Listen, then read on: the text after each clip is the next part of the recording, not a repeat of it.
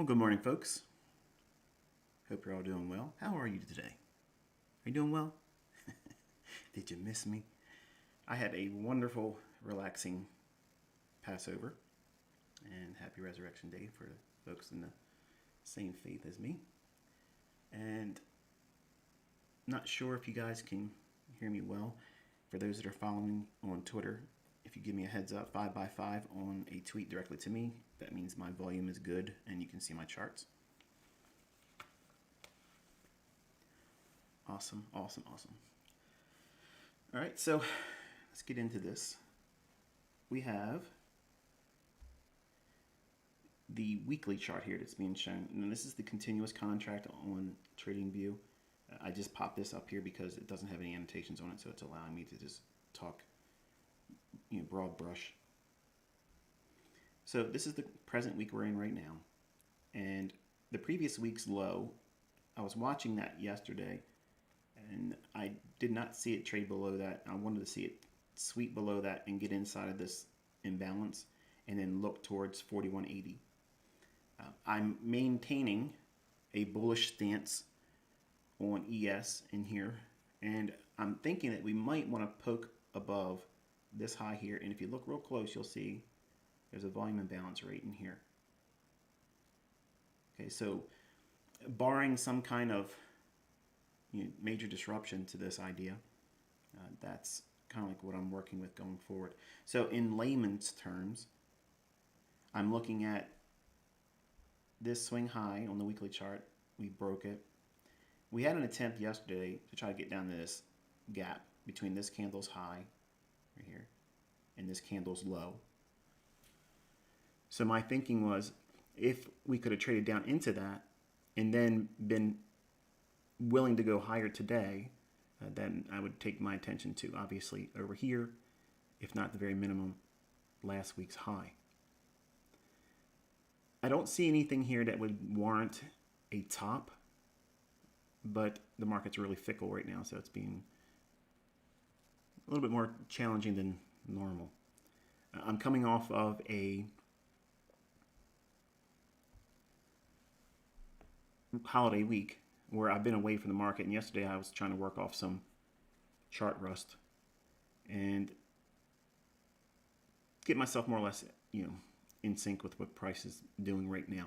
It usually takes me a couple days to do it, so I'm not trying to be all that dogmatic about my opinions today. I'm trying to warm up to what the market's most likely going to do and what it's doing at present. So let's go down into our present contract. This is the E-mini S&P June contract. The letter M in the symbol is delivery contract month. M is June. All right, so we have this area up here has my interest, which is basically what I was drawing your attention to on the continuous contract. Then this old high here and where we are in relationship to yesterday. So here's Monday's high. I'd like to see it bump that. And if we can trade above it, how we trade above it is influential to what I see going forward into tomorrow's FOMC price action. So we're most likely going to have a small range day still. Like, see how we had this large range here? And then we had the small range here on Monday and then Tuesday. Nothing really warrants a large range right now. So my expectations and how I teach my students is we're not looking for a lot of excitement today. So kind of like bread and butter type setups. Bread and butter setups are the real easy, get in, get your 5 handles and be done. Once you get it, stop trading and move to the sidelines and go do something else. Not try to marry the idea that you got to be in front of your charts all day long.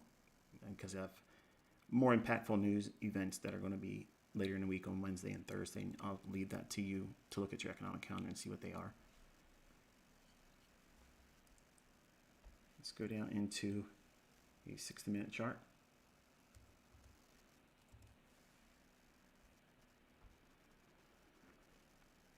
All right. So we have this high. That's what I was annotating here. And this, let me scrub this over so you can see where I'm drawing the levels from. So all of this in here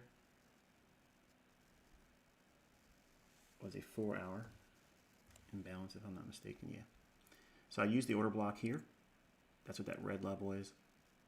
Trade up into this SIBI. Okay, so this imbalance between this candle's low, this candle's high, that's a SIBI.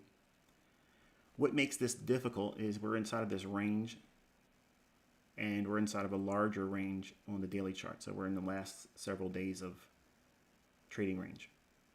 So it makes it very difficult to predict, to settle in on one side of the marketplace. So originally I was going to open up the live stream at 9:15, and I said, well, I'm reading the market, and I'm not really sure at the moment, pre 9:30 opening, what it's likely going to run for. Everything's mixed. NASDAQ really took a hammering so far this morning. S&P's been relatively strong, but Dow has been the leader on the upside. So it's a mixed bag. And while I'm expecting weakness in the dollar, that means obviously risk on for Forex. I like the idea of British pound trying to reach up into 124.45, maybe 44-ish. I know that's not a lot, but that's what I'm looking at here on the 5-minute chart. Euro dollar, I think it wants to visit 109.30. And dollar, I think it wants to take out its 6 a.m. lows. ES is where I'm focusing, so I have to take all this information and kind of like build an idea around all that. So it's a little too early, in my opinion, but I want to focus on the 10 o'clock to 11 o'clock setup. So for your notes, those that are here to try to build some understanding here. When I'm in doubt, like say I go into the marketplace early on, and I've been watching the market since about 5:30 this morning. I don't really have a feeling for what it wants to do. Obviously, looking at the chart, and one could say, well, look at these lows here. You know, why wouldn't they want to take those out? They can. I just don't see them happening or having to do that right now. It would be more likely tomorrow to do that if it's going to go down at all. I don't subscribe to the idea that we're going lower at the moment. I would rather lean on the expectation that what has been put in motion on the weekly chart is likely to continue. That meaning the levels I was looking for that are still a little bit higher than where we are now. And one of the ideas also that leans heavily on my analysis is we've had a movement here and we're consolidating.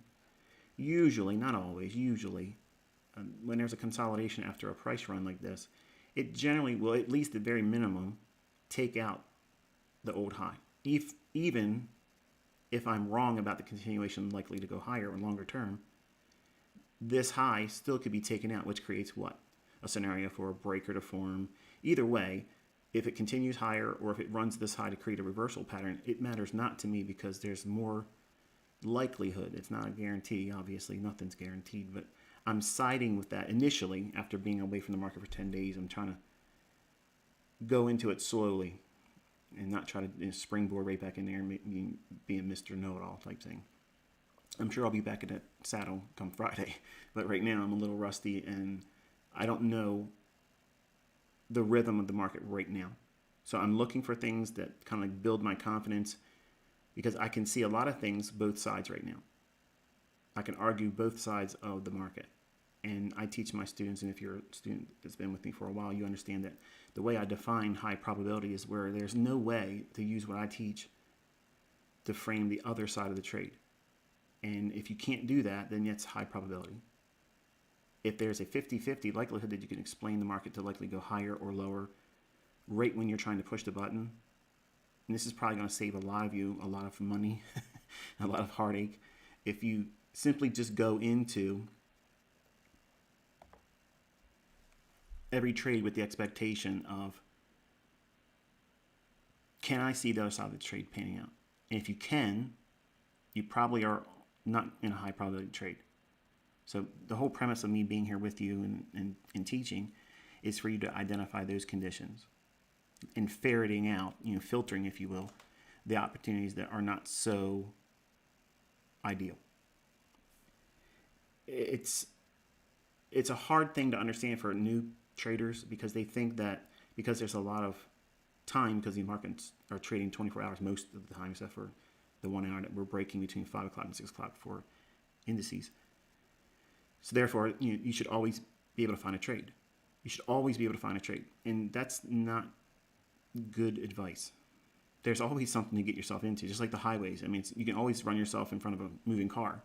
You can always stand in front of a falling tree. Those types of things, those opportunities exist. It doesn't mean it's something that's favorable for you or the outcome that would be favorable. So I try to do my best, and I'm trying to do that obviously this year before we close our shop up in November, by presenting you the things that I lean on in terms of experience, the things I look for to help prevent me from going into the marketplace when I shouldn't. And hopefully my students can glean that insight by seeing multiple examples at and find their own model. So with all that preamble, let's take a look at the 4-hour chart here. We did not take out the low yesterday, and admittedly I was working with my older students, and I wanted to see that. I really wanted to see it happen because I wanted to see it go down, clean that up, and then work towards going higher, because I would feel very confident. I would have been very confident this morning. I probably would have been up in London trading it long. That's how I would have handled today. But it didn't do it yesterday. So in the afternoon, I outlined a couple things that presented a bullish run. And with the exception of that, really yesterday was me just trying to find my footing in what price action has been doing since my breakaway from being with all of you and the charts. So I like the down close candle here. I like the fact that we traded, let me see what the low is here on this, 41.32 and 3/4. So 32 and 3/4, and the high comes in at 34. So we didn't quite get to that yet. Fell a little bit short of that. Let me double check my math here. Yeah, we actually went into it a little bit, the high. So I'm watching that and this imbalance in here. This imbalance you'll see when I go into a lower time frame, but let me zoom in here and make it a little bit bigger for you. And again, I'm waiting between the 10 o'clock and 11 o'clock hour. We're seconds away from 10 o'clock starting. So this imbalance from this high and this candle's low, I don't need to annotate that because I've already have something that's more refined in the lower time frame. So we'll drop down into that now. But I want you to take a notice of how we traded up into the order block here.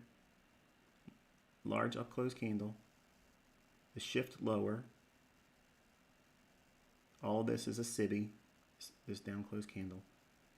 We had buy side here, so we ran up, hit that, and went lower. I'm looking at dollar index. It's consolidating. It hasn't really moved much. And NASDAQ, like I said, they went lower. I'll cycle through when we get into the 5-minute chart through all the ES versus NASDAQ versus Dow. But for now, this imbalance here, let's take a closer look on the hourly chart. Okay, so you can start to see some of the new week opening gaps. That's what these heavier, thick black lines are. Small little gap in here while I've been talking to you. Rallying up into that.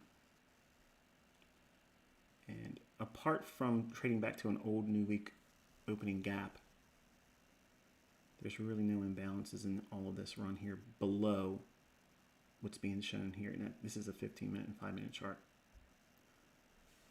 imbalance. So we'll drop into 15 now.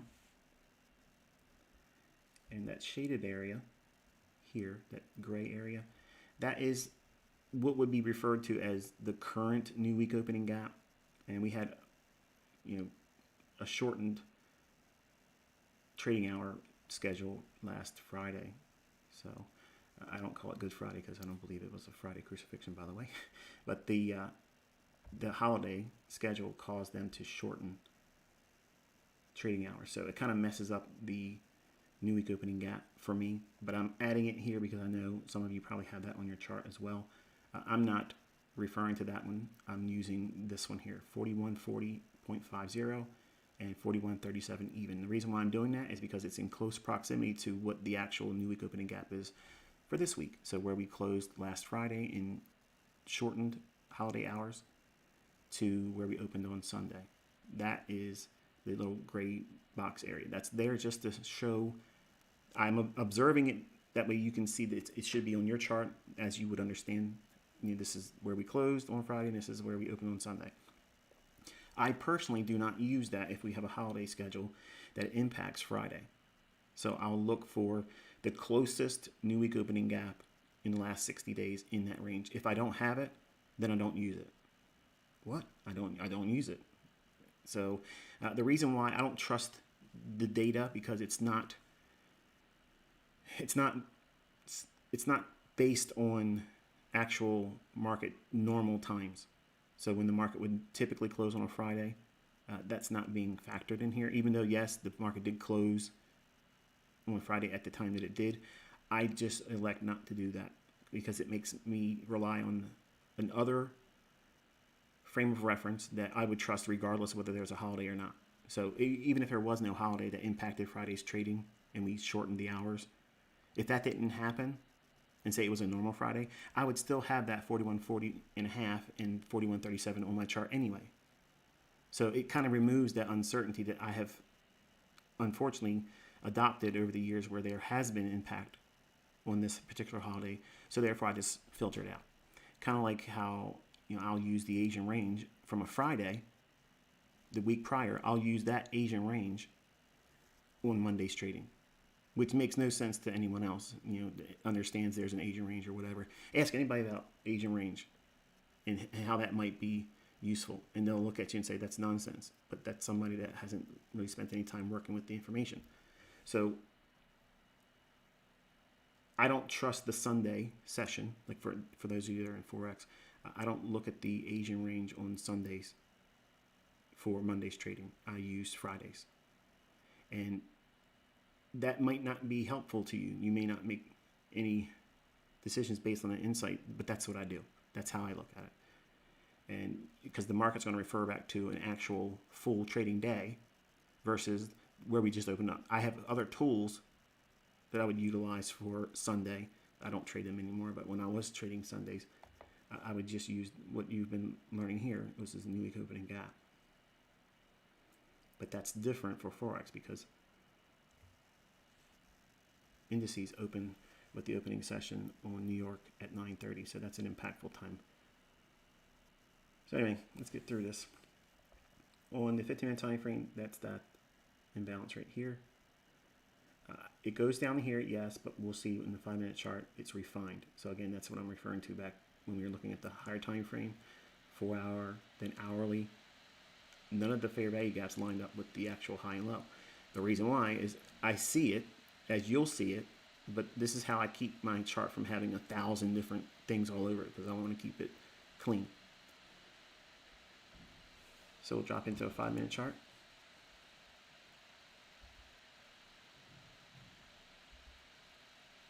And you can see now how nice and clean that is. See, we have this candle's low, this candle's high, and that little imbalance here, that's the refined one. From all of 4 hour, the 60-minute chart, the 15-minute chart, I'm refined right down into the 5-minute chart, which is fine. I don't have to worry about having the actual highest high and lowest low for that larger range because I want to take myself into the core of what it's going to really reach for to imbalance. Or not imbalance, to rebalance to. All right, so we've had a little bit of a city in here. It came back up into that. Traded there at the open at 9:30. Broke lower. Old new week opening gap. Again, that's that 41.40 and a half. Hit that as resistance. Notice it's not respecting the actual new week opening gap for this week. We traded outside of it. So again, that's the reason why I'm telling you, I don't care for it. If there's a holiday that's impacting Friday or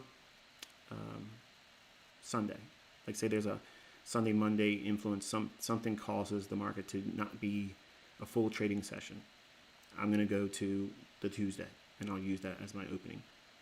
So, and here's what's the opening? I'll use the opening at midnight for Forex. Or I'll use the opening price at the opening bell at 9:30 in the morning session.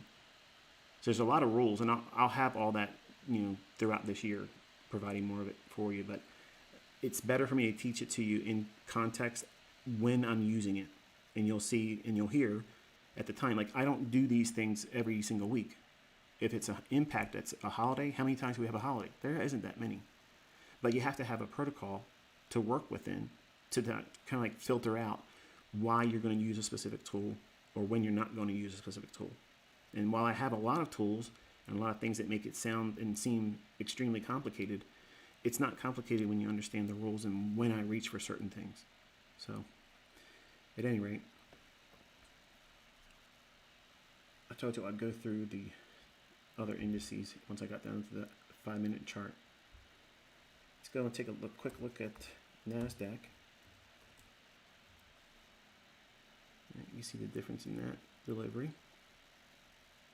Much weaker. So across the board, NASDAQ is the weaker. Here is the Dow. You'll see a stark contrast in that. Relatively speaking, this is the stronger, but it's only 30 stocks versus 100 stocks in NASDAQ. And then you go back to ES.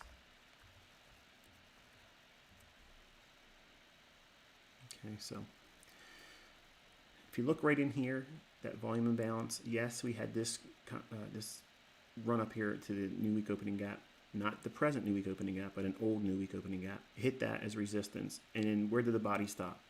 Below the volume imbalance. This candle here, we opened, we rallied up again. So we crossed over this volume imbalance 2 other times, but there's no body laid across it. So as long as there's no body laid across it, this will always act like a magnet. Okay, so there's a little secret for you from my volume imbalance concept. So I'm watching that. Do we go up here to lay down a body across this range? And let me show you what I mean by that.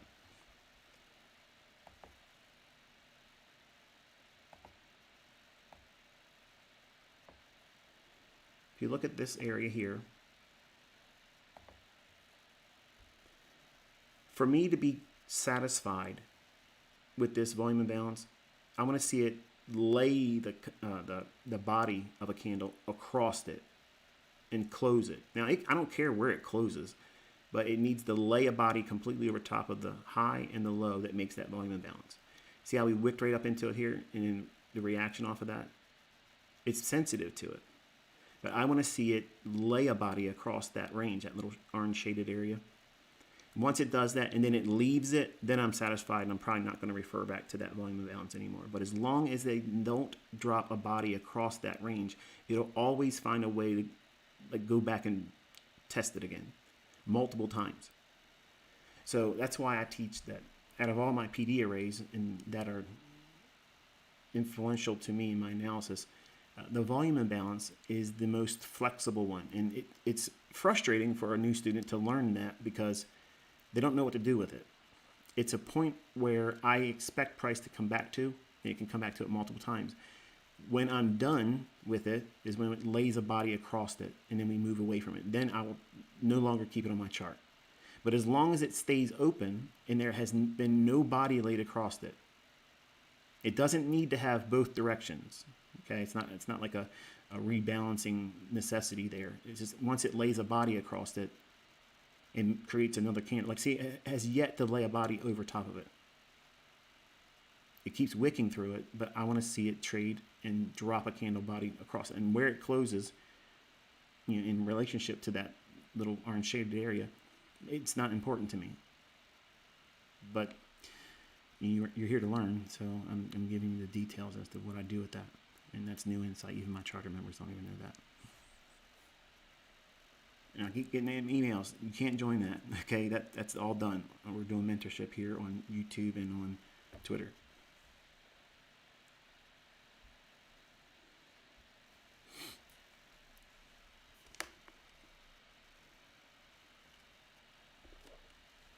So, if I were a betting man, that sell side looks really, really juicy. Not that I think it's going to be a crashing down day, but it looks as if we want to maybe clean this up a little bit. What changes that? We would have to get above the new week opening gap high here at 41.40 and a half. So as long as we remain below that, I would expect price to gravitate towards that 41.32 and a half, 41.32 and 3/4 level. Let's cycle through down through the levels here. It's 3-minute chart.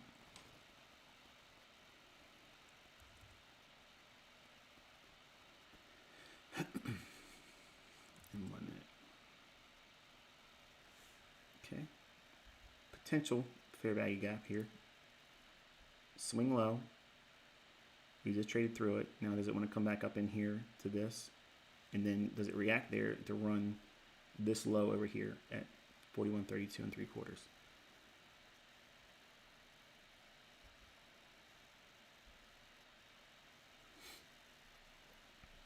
It's been in this area down here, this 5-minute fair value gap. That's what this little teal colored rectangle is. We've been in here several times now. So anyone that was long from here, they have liquidity resting below that. So we would want to see it try to gravitate down below that. And you can see it's not even 5 handles worth of movement. So it's nothing to be all that excited about. We're just observing. But ICT, can I make 2 handles? If you want to. I'm not trying to do that.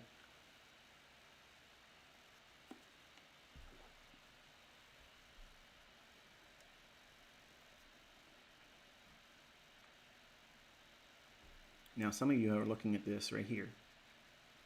This is spooky, right? How do you know? He's in my head. Volume imbalance here can be still seen on the 1-minute chart. And wouldn't this count as laying over top of that and you would be done? No, because I was observing and using the higher time frame. So I want that higher time frame to lay down a body over it. The lower time frames are always going to be a lot of movement back and forth, back and forth. That's not what I'm referring to. So wherever I see the volume imbalance form, whatever highest time frame I see it in, that's the one I'm referring to. Like that's the parent. And anything below that would be subordinate. But like an unruly child, you know, this is the volume imbalance, but look, even in the 1-minute chart, it can stray outside the boundaries. But ultimately, you know, it still respects the order of the parent from that higher time frame. And the bodies don't even respect, you know, well, they do respect it in this regard, but they don't lay over top of it. So all of my PD arrays has specific characteristics. And if you don't know what they are, you can't teach them, which is, again, why I get upset when people out here trying to do it, and it's nerve-wracking. All right, so we did trade back up to the low of the old new week opening gap, inside the fair value gap, and order block. So it should have no difficulty to getting into the sell side now.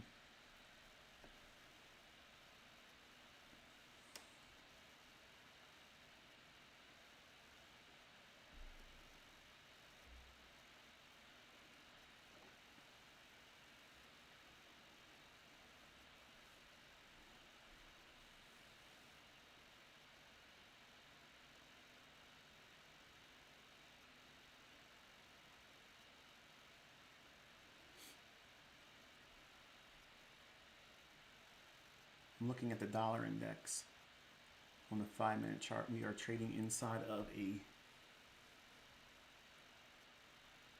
fair value gap on the 10 o'clock candle. That is a SIBI, sell side and down spy on efficiency. So that's a little concerning for me because I want to see it. Ultimately, I want to see dollar go lower and ES go higher, but right now I'm looking at that sell side liquidity. I'd like to see it swept, rejected, and then try to move higher. That's what I would not. That's what I would rather see here. So that's not like we're looking for a short because I already told you it's not even worth taking because it's not even enough of a range. Let me talk a little bit about that too, because some of you are probably thinking, what makes it a good range? Because maybe this is the first time you watched the live stream by me.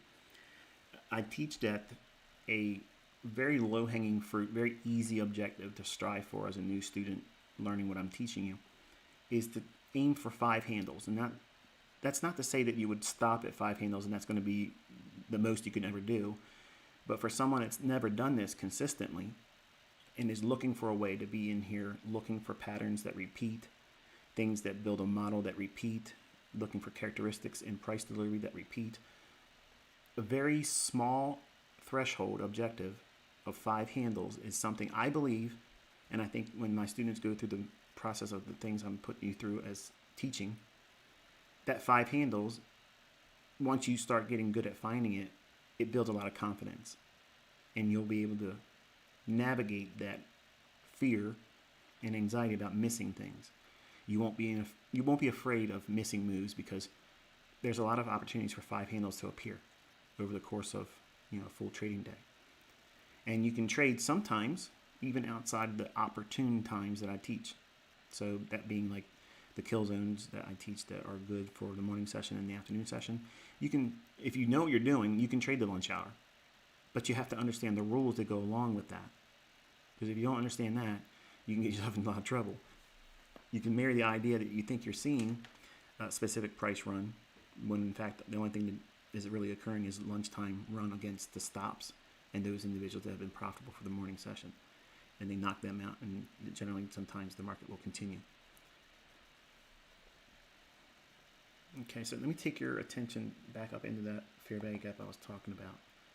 And again, please don't read into this like we're not saying look how smart we are, or I'm not saying anything like that. We're just observing in a small range day how there are fluctuations that we can see and we can forecast them, but is there really a trade there that's viable? And what constitutes a reason for me to get into a trade? It has, in my opinion, it has to offer 10 handles. If the framework for the trade offers 10 handles, then you as a student, because the reason why I'm teaching you that is it will give you a little bit of wiggle room, okay, a little bit of cushion for you to not get the best entry and not get the best exit.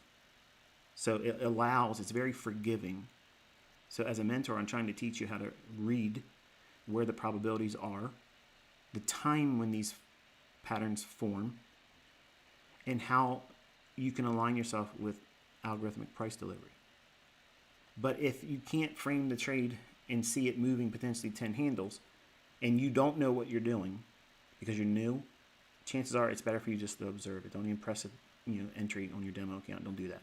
Just observe it, and you'll probably be thankful that you didn't do it. The idea is you want to be able to capture that 5 handle run. So because you're new, and for the folks that know what they're doing, obviously you don't need the 10 handle filter. You can just, what was that? That's landscapers across the street, sorry. You want to be able to find your 5 handles wherever you can find them once you know what you're doing. And you can be a little bit more nimble. In the beginning, it's unrealistic for any new student, whether it be mine or someone else is learning whatever they do and teach. It's not realistic for you to think that you're going to be all that nimble, get in near a high and go short and get out at the low. Like that's unrealistic. I don't teach that in my own mentoring, and my students know that. But unfortunately, students many times come to me and they have these unrealistic expectations of themselves. And they want to see themselves do Olympic-size feats, trade exceptionally well, no losses if next to none, and have very, very ultra short, small stop losses and big R multiples. Like that's the flavor, the last couple of years is everybody's trying to market this idea of having really, really small stop losses and big wins. And to me, I don't think that's something that a new trader should strive for, because number one, it's impractical. You're not going to be able to do that. And to get to that level, being consistent, it takes a long time. And many of you don't have the patience to even do the certain drills and things that I teach that are simple. If you can't exercise discipline and self-control there, how could you reasonably expect as a new student or a new trader to trade with a very small stop loss and have these high multiples? Because you don't know how to hold on to a winning trade's hard to hold on to even when you're new, because you see the profit, because that's what you're going to be watching instead of price. You'll be watching that number fluctuate up and down and regretting that you didn't close the trade when it was up 1,000 and now it's only up 850, and it drops to 750, and then you're only up $700, and then you close the trade because you think it's reversed on you, and then it runs to 2,800 or whatever it is. You're going to not have rules. You're not going to have any experience. So that's the reason why I teach to start with 5 handles. Not that that's going to be the end of your career in terms of the height. That's not the zenith. Okay, that's not the apex point of your proficiency. It just means that I'm giving you what I believe, in my opinion, and most of my students would agree that that's a good baseline to start with. You know, I don't think 10 handles is for ES because it takes a little bit more filtering out to find that full 10 handles. But I think that you should try to look for a price move that offers that 10 handles in the beginning, because it is allowing you a lot of forgiveness in entering a little too early, a little too late, and getting out maybe at the most, well, unlikely location. So how would that look for this? Well, if we were looking at this fair value gap here, okay, using this candle's high, and you're going to look up here, by the way, upper left-hand corner, that value right there. That price high comes in at 41.36 and a quarter. Okay, so 36 and a quarter, just round it down. So 36 and a quarter, we need to get to 31 and a half. And I use that quarter point that would cover commissions. Maybe not with your broker, but that's how I look at it. So whenever I look for it, I'm looking for five and a quarter handles. So from here, if it trades to that price level right here on this candle, let me show you where my cursor is. Going straight down to that one right there. Okay, that candle, as soon as it trades into that price of the previous candle's high, you're inside that fair value gap. So you're inside the CIVI. So that's where I teach my students to try to aim for, because you need to learn how to hold on to a trade while it's going a little bit against you in drawdown. That's not something you should be shying away from. It's not something you should be trying to avoid, because you're going to have that happen. Your trades are not going to be from your entry running into profit. It doesn't work that way. Okay, sometimes, maybe a lot of times when you first start doing this, you're going to feel that, and it's going to cause you to have a lot of uncertainty and doubts, and you need to grow through all that. It's very, very important to go through it and not try to hide it. Okay, not try to hide from it. But if we went short here at that 36 and a quarter, okay, getting down to this low over here, which is at 41.32 and 3/4, that doesn't even offer 5 handles. So while that was there, and it did trade down to the low end of that 5-minute fair value gap and stopped dead in its tracks, did it deliver a run into the sell side? No. So having a filter, looking for your setups to pan out in the context that it's likely to move 10 handles. All I'm trying to do is get 5 of it. All I'm trying to do is get 5. So it allows forgiveness. But more importantly, this is what you need to understand. By having this filter, it removes the likelihood of you doing a trade that's not likely to pan out. If your targets don't even offer the opportunity to get the 10 handles, not that you're going to get the full 10 handles, but if it can't offer the 10 in the framework of the trade. And what I mean by that is, we've seen the fair value gap. I drew your attention to it here when we dropped down into this 1-minute chart. I said, okay, maybe we'll see this fair value gap. It went up, colored outside the lines of it, hit the last up close candle, traded down to the low of the fair value gap low on the 5-minute chart. Did not trade to the sell side. So by having the 10 handle filter, if you would have taken this trade here and didn't take anything below that low here as a partial, it's running against you now. Either has stopped you out or most likely will stop you out. So you have to have these protocols in place, not because you want to paint yourself into a small box where you can't do much, but you have to have rules. And that's what makes this business very difficult, because a lot of people don't like to be told what to do. And a lot of people don't have discipline. They don't have self-control. So that's why individuals that go into this industry without those characteristics in themselves, they will lose. And they take that loss and they'll attribute to something else outside of them. It's the method, it's flawed. The logic doesn't work. It's fake. It's a scam. The scammer guy taught me something that doesn't work. And it's just them kind of trying to cope with their inability to be disciplined, their inability to have self-control. And the rules that I present to my students are there to help you.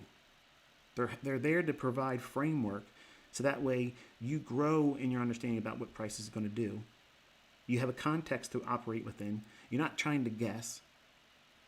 You know, I'm guilty of being very facetious many times in the past where I've done, remarks, where people have said, there isn't a technical science to it. It's just trading. Well, it really is technical science. And the technical science is, the details. The devil's in the details, okay? And unless you know what it is you're doing, when you're supposed to do it, when you're not supposed to do it, it's going to open up opportunities for you to try to do something because you're bored. Like right now. Some of you are antsy. Like, dude, you're talking and talking, and nothing's going on. You're not here to learn. That's the defining characteristic for someone like yourself, that you think that way.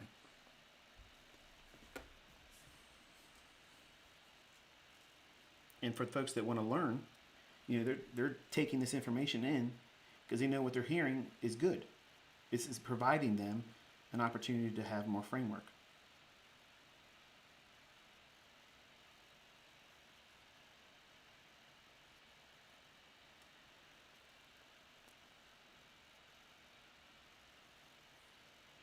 So again, we revisited that the volume imbalance once more. Now we're at the low of what would be considered right now this week's new week opening gap low.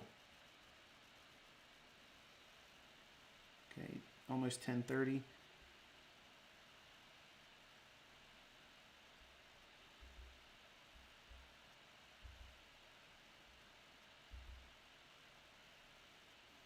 There's buy side here. That dollar fair value gap at 10 o'clock on the 5-minute chart hasn't provided much in terms of reason to go higher or lower, so it's just hanging around. Everything's stagnant. Even Forex is just sitting still. Let's take a quick peek over at the Dow. So my point in saying all this is there's fluctuations that you're going to see in price action, and you might be able to forecast how it's moving from one reference point to another. That doesn't necessarily mean that that's something that you should be trading. And I get many times, there's a lot of new students that come to me, and I've had them come in the way of a paid membership student too. They come in and they think, hey, why didn't you take that as a trade? Because it doesn't meet the criteria that I have. I have expectations that I'm looking for in a trade. I want to see how we trade above this high. Remember, this is the Dow. This is the one that's been relatively stronger versus the NASDAQ, which we'll look at again real quick. Okay, much weaker, comparably. And then back to ES real quick. So if you fall victim to having like this inability, let me real quick go back up to a 5-minute chart.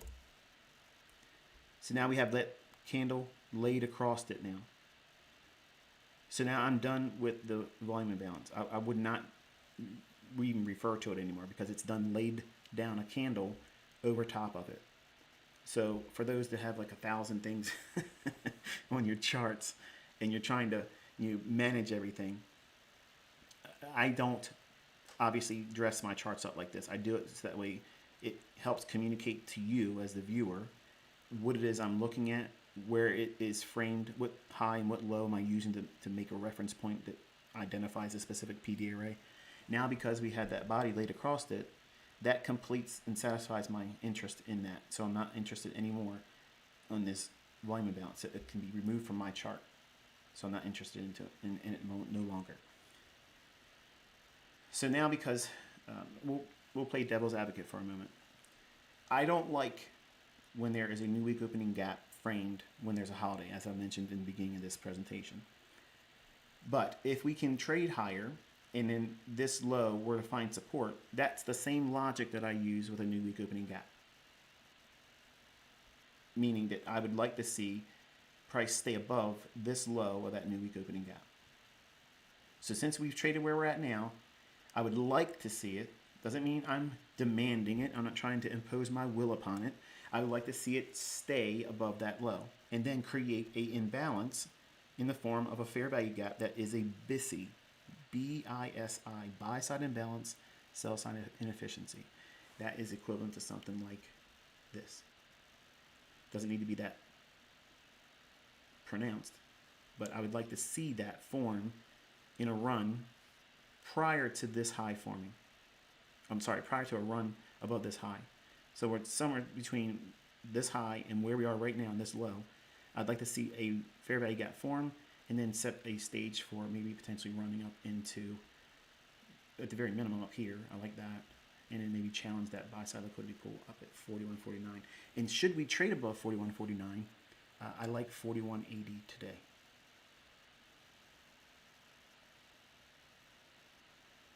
So it's kind of like, it, in my opinion, it's my way of interpreting price and showing you how I'm using all these reference points. When I'm reading price action, and I did this yesterday with my students, I caught a lot of things in the morning session that were noteworthy to me in observing. And a lot of those things didn't have that much of a reaction in price action. And I know I have a couple of students in there that are very critical, but they keep their mouth shut. Then they'll go on the social media outside of there and they'll say whatever they want to say. And that's fine. You know, if I'm doing something that's not accurate, okay, and if I said it was accurate, call me out on it. But if I say I'm accurate and you say I'm not, show me where I wasn't. So that way everyone that's reading your comments can see that's in fact what it is. But yesterday I was warming up to price. I told everybody what I was doing, and they're familiar with it. But there's a lot of things that I was looking for that would have been, you know, in my opinion, noteworthy to help get my focus in what price is doing at the moment. So that way when I'm talking to you in these live streams, I'm a little bit more confident about what is I expect. And admittedly, right now, I don't have a hard, this is where it's going to go, you know, opinion. I don't have a hard line, definitive, this is what I think it's going to do, because everything is mixed right now. And mixed, what do I mean by that? What I showed you earlier with the Dow, how it was relatively stronger, higher, and then the NASDAQ was exceedingly weak compared to that, and where we're at right here in the ES. Everything is doing its own thing. It's marching to its own drum. Versus where I teach my students, we were looking for a idea that can be easily expected to pan out across all three averages. Easily run higher for NASDAQ, easily run higher for ES, easily run higher in the Dow. Because they're all doing whatever they want to do and opposed to one another, it makes trading much more difficult because everything is decoupled.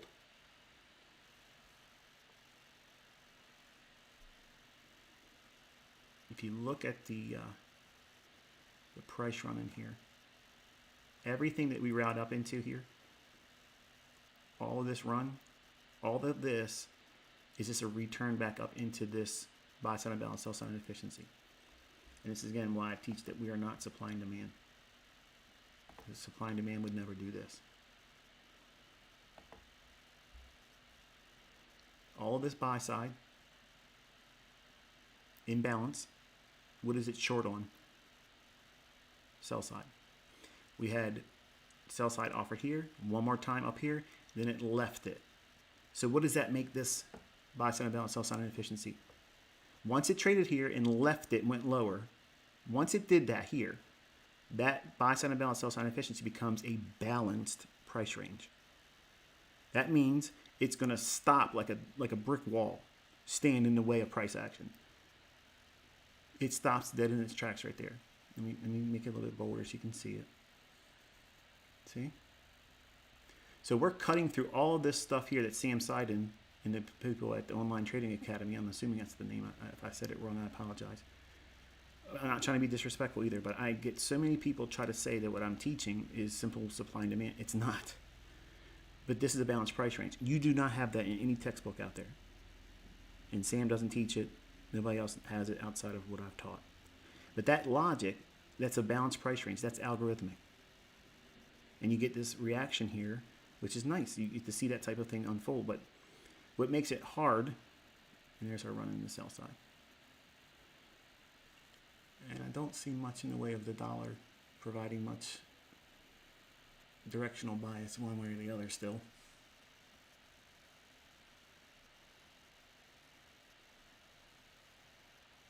So I'm watching to see, do we reject this in here? But anyway, that's balanced price range.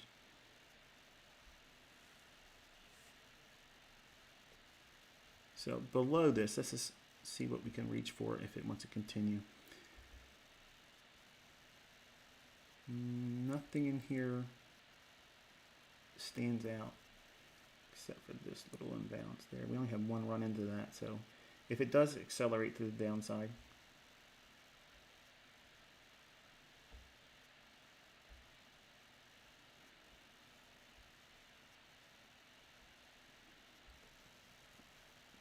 that would be something it could reach into 41.27. I don't think it will likely do that, to be honest with you. But have that on your chart for the PM session should things change post noon New York local time. So I like to present this to my students when we're studying live. I always bring this up a lot. If you look at price action the way it is right here, right now, do you, in your present understanding, the way you see price or what you think you understand about price action, do you see anything in this that you would qualify, even with the benefit of hindsight? Do you see something in here that would feel is high probability and you should have taken a trade on that? I don't. But many times when you're new, you feel like because price has moved, you feel like you should have been in that. And that creates that regret. It materializes in fear of missing out the next one. When this is nothing, this is an insignificant price move. Nothing here was high probability. Nothing in here warrants a reason for you to regret not having done something. In fact, probably some of you have regretted pushing a button today, if you're being honest. And it's completely avoidable. Knowing what you're looking for, when the markets both sides of the marketplace are presenting opportunities, but neither of them being high probability, that is the definition of low probability. And if you can frame both sides, a buy or a long, a long or a short, you're really trying to trade in a condition that is the definition of 50-50. And you don't want to do that. And many times, and I've watched live streamers, I've watched people share their results and go against the good advice of me trying to point you away from certain times. Don't worry about it right now. Let's avoid this. And they go in there and they plunk their money down, or they push their funded account and either lose it or go into major drawdown. And that's avoidable. My own history, as a young man, I did those things. And I knew every single time before I pushed the button, I shouldn't do it. But I wanted to see what happens. And I found out it's not fun. And it's always a regret. So that was the reason why I spent most of my career trying to find opportunities where I blew accounts, where I blew large portions of money and went into major drawdown. And then it created the very conditions that everyone falls victim to. The fear, the doubts whether they're going to be able to do it or not. And that becomes like a fog. And you start worrying about those things versus what are you supposed to be looking for in the charts? Because the silver bullet trade has yet to form. Not on this pair. Not on this particular market. It didn't form on this one. And we got 19 minutes, a little less than 19 minutes still. But between 10 o'clock and 11 o'clock, I teach that there is usually a fair value gap that forms that sets up a run into a pool of liquidity. Right now, liquidity is been extended to here. So now we have this.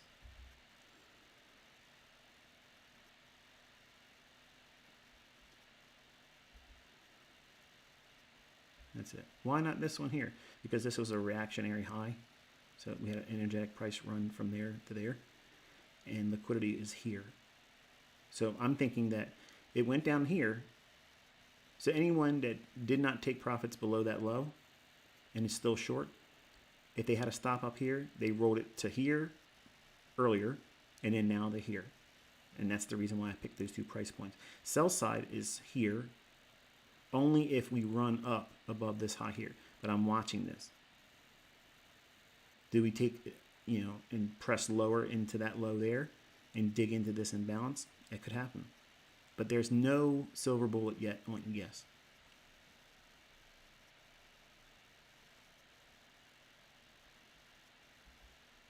So I'm going to take a quick look at NASDAQ real quick.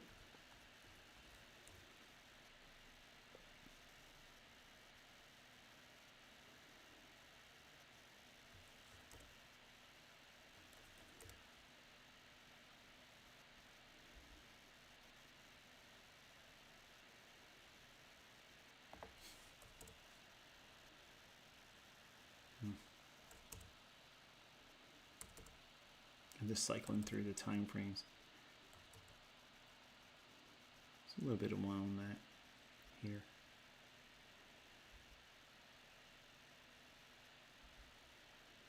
Since it's the weaker one, that's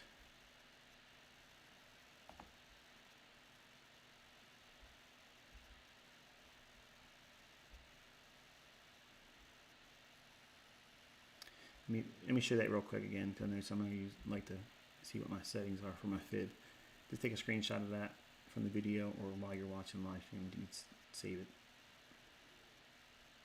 What I've done here is I've used this as a fulcrum point.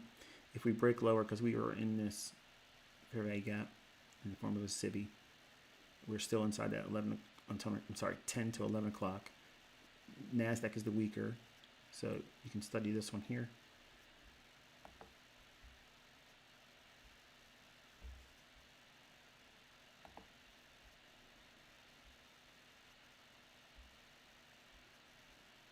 So run up in here. There's a small one in here. It could spike up into that, but I'd like to see that stay open. Rip below there. And then this being a fulcrum point, imagine this like a door, and this is the door hinge. The door's edge is here.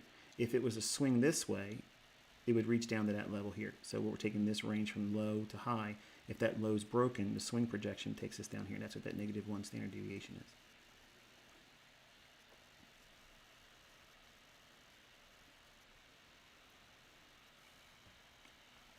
We'll come back to NASDAQ. Let's go back to ES.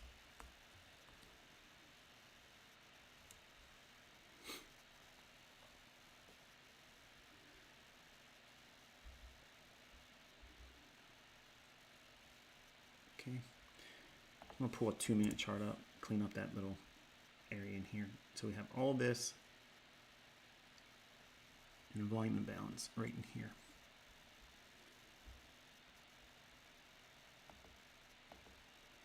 We hit the low that, reacted. We want to see it trade down into this area here.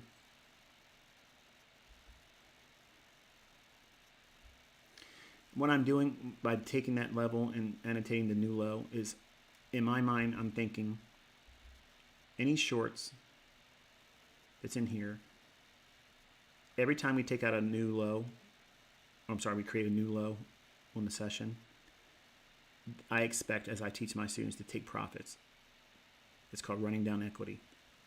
So every time we break to new lows and you're in a short that's paying down a little bit more over time, you want to train your eye to consider every break below a new low that forms, expect it to continue.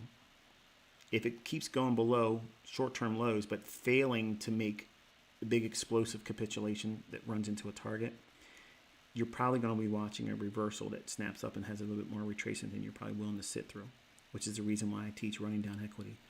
Once you have a shift below where liquidity would be, and this is sell side, we would want to see expansion like we're seeing here. That's good. I'm going to go back up to the NASDAQ.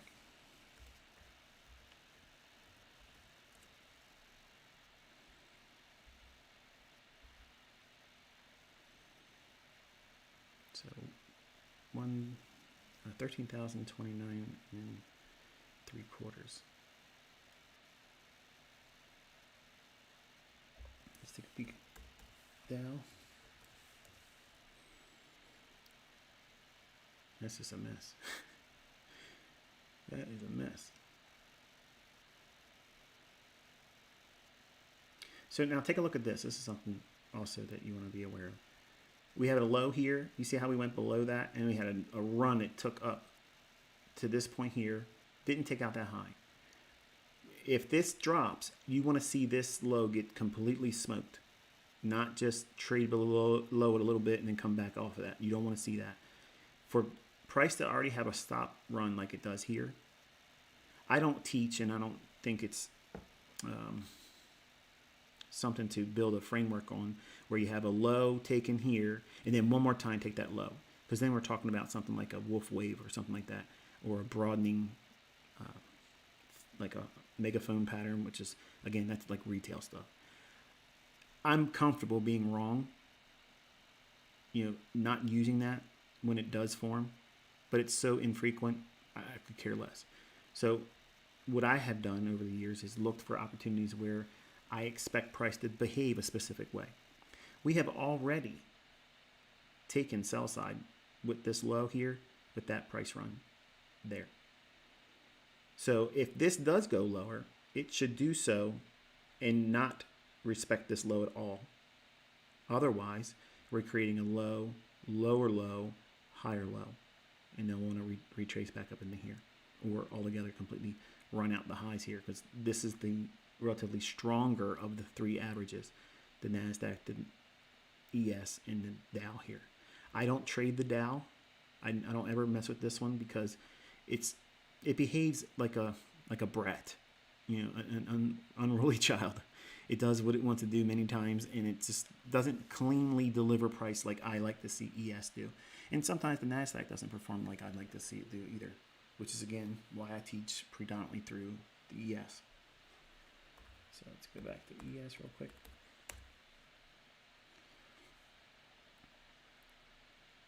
All right, now say I didn't say anything about the Dow. Okay, forget anything that I mentioned for a second and look at what you're seeing in price. This would probably be unexpected because you're looking at this. Maybe you framed a target like I had here.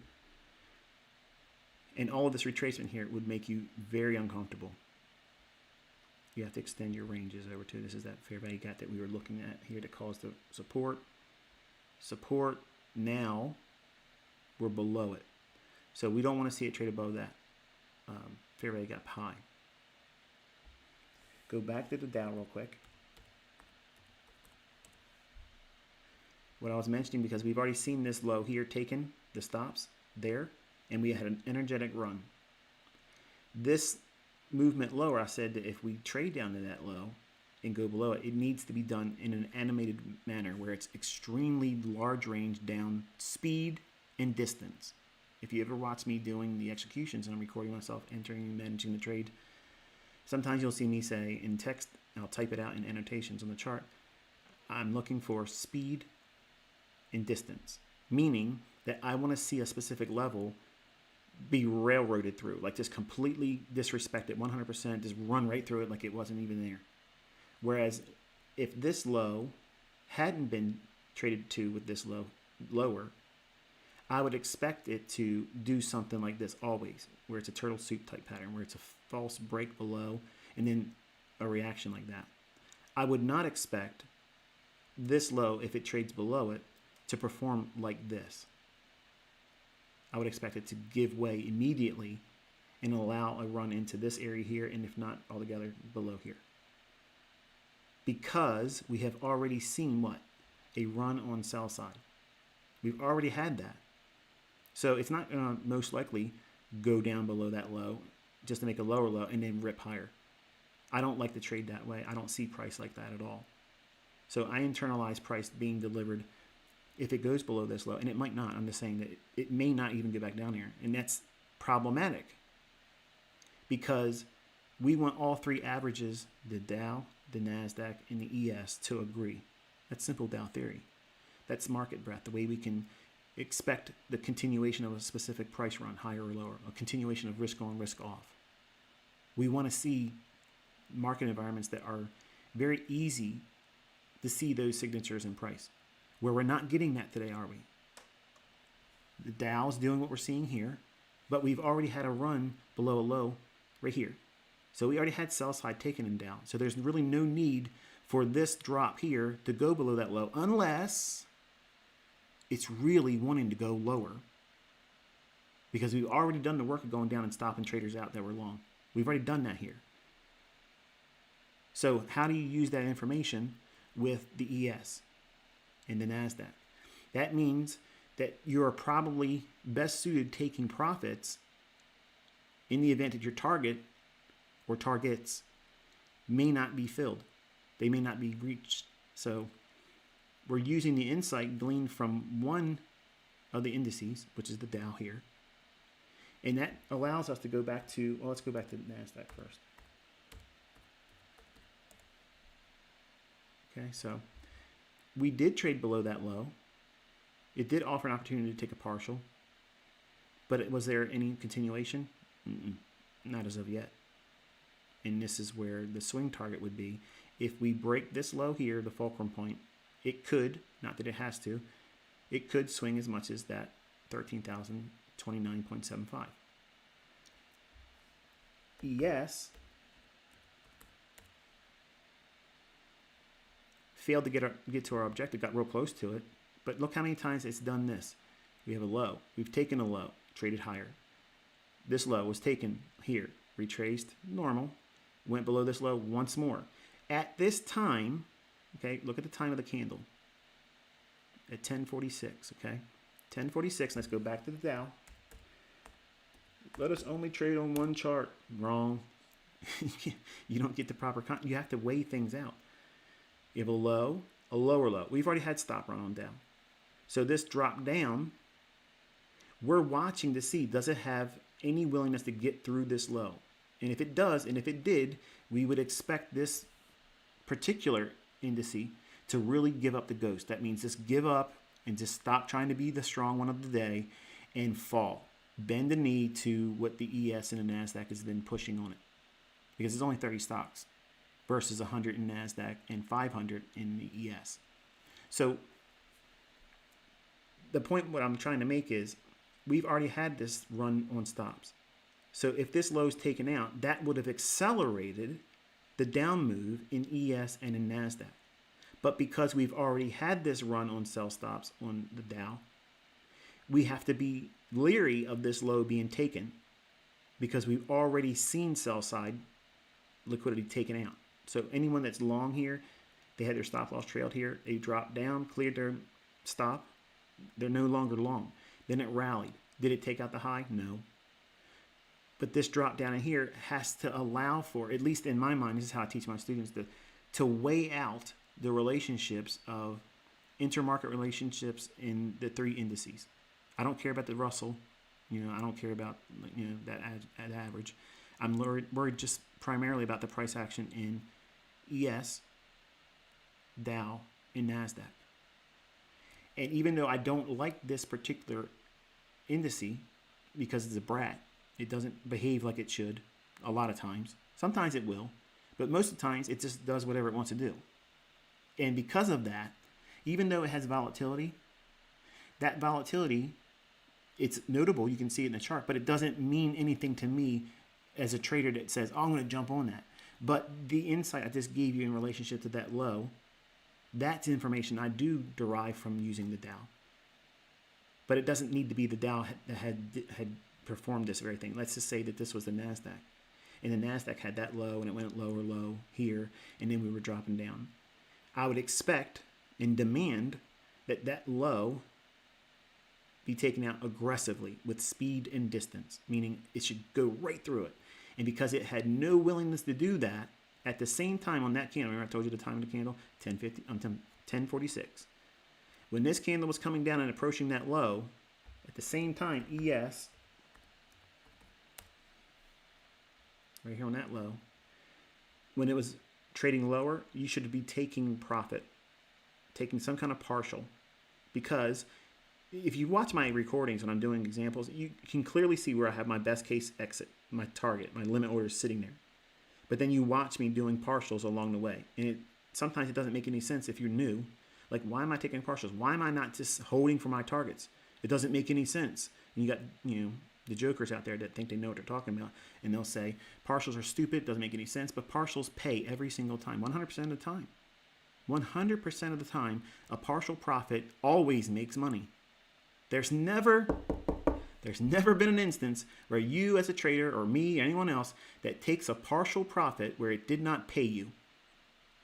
It always works. That always works. It's 100% accuracy and profitability when you take something off in profit. That's the whole reason why you're doing this. You're not trading to get the best exit, the best entry every single time, because that's unobtainable. You can't do that. You can't. Nobody can do that, okay? There's something that's always going to be a drag on your performance, whether it be your health, your focus, the markets being, well, in my opinion, they're very fickle right now. These are very challenging market conditions. I like a fast and loose market. It doesn't mean trending. It means that it has to have a lot of symmetry to it, but it also needs to be moving in a level where I can predetermine with a great deal of ease. If I don't have that, then I have to either decide to do nothing or just simply observe, tape read. But my point was, when we're seeing it trade down here, I may not get my objective, which is what I showed you here. It may not reach that. And these are all the things that you're not privy to when I'm doing those live executions, because I'm recording it and then I'm speeding it up inside of a 2-minute and 15-second limit that Twitter places on me. So I condense all that stuff, but you don't understand many times why I'm taking partials. I'm showing you the logic right now using the Dow, how I would use that information, because the Dow had already went down and took out its sell side. So I would demand that the Dow would have careened right on through that old low. And because it hadn't done so, and ES is expanding lower, even though it's getting real close to my objective, the clowns out there that'll tell you, hold for your target and don't take no partials, it's all or nothing. What do you do in these instances like this? Do you want to be in trades that have that much of a retracement? I don't like those types of trades. Not when I'm expecting certain things to unfold. Like I want to be in a trade that is a low resistance liquidity run, where it's easy, it just runs right for my objectives, and it's just like a hot knife through butter. And my tools and my teachings teach you how to find those conditions, but those conditions don't exist every single day, and that's the problem with new traders coming to me. They think because of what I'm teaching, therefore it should be every single day, because they take my motto is every week, every day, and it won't stop. The logic of what I teach is there every day. But your specific model, now listen, this is important.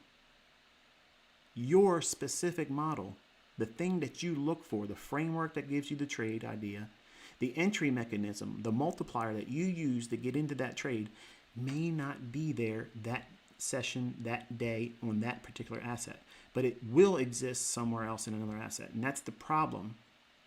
That's the problem, because that invites the thing I teach you not to do, which is have 28 different markets and try to scatter your attention. You can't do that.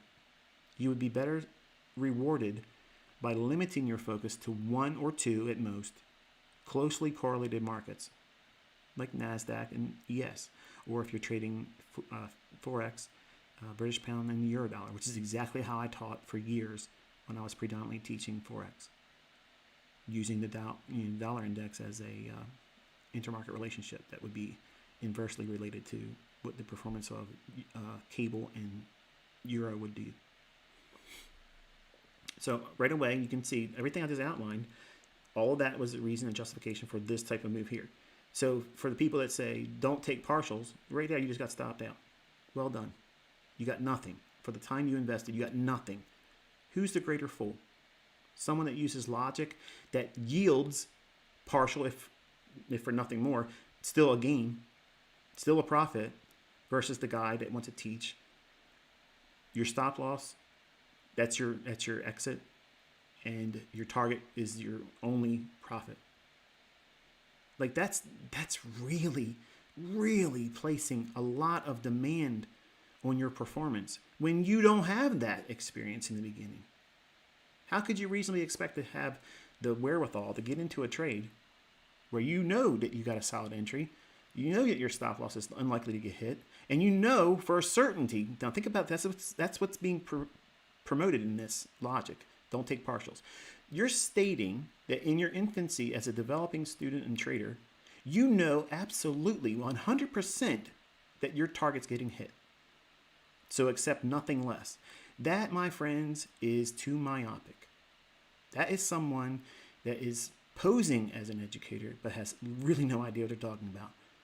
You can't take someone that's new, a greenhorn, right off the streets, never done this before, and tell them, hold for your full target or get stopped out and learn from it. You know what you're going to learn?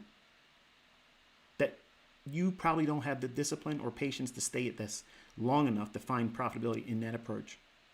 Whereas I teach, if it gives you something to take off, take it. That little reward many times is the thing that carries you through the times that everybody goes through when they're learning how to do this and price actions like this. This stuff right here, this is the stuff that breaks the backs of new students. They don't want to stay in this. They think there's something else better. They're going to chase something else because somebody else out there did something with really no logic behind it, and they want to champion that result on social media. And they think, well, they got something. And then you go chase them, and then they go into a tailspin. They can't find the big moves, or they can't find a real nice move, and somebody else is producing that. And look what I did. Oh, let me jump over there and do that. Versus just sticking to a logic that works well in the right market conditions. Think. You're here to learn how to read price action and control your emotions and your actions. You have to have a reason to be pushing a button. But I'm showing you in these live streams that there are times when you don't want to push the button. You don't want to do it. Because the logic behind having pushed it would be basically the equivalent to gambling.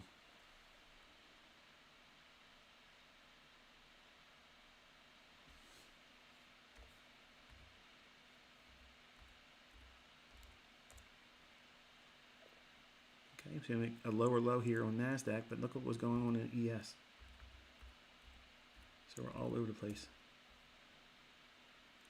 Let's go back to Dow.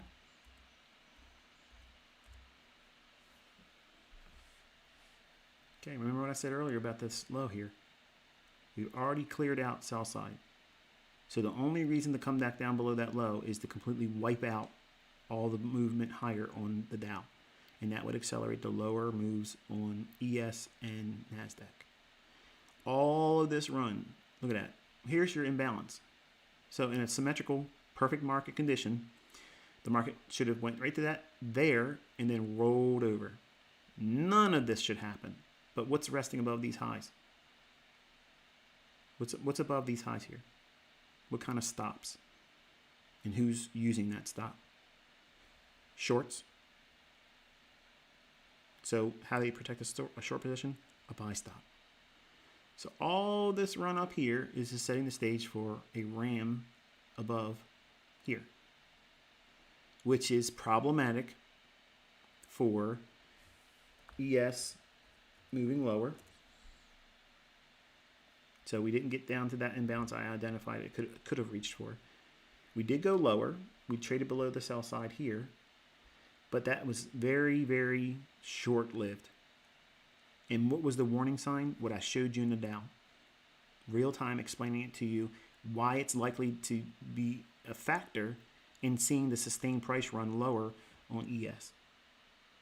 Even though the target was identified, how do you know when a target's not going to get there, Michael? These are lessons I can't write in a paragraph. I can't write a book and have chapters that talk about that. You have to see me doing it like this. Because then it makes, you'll remember this now because you saw it.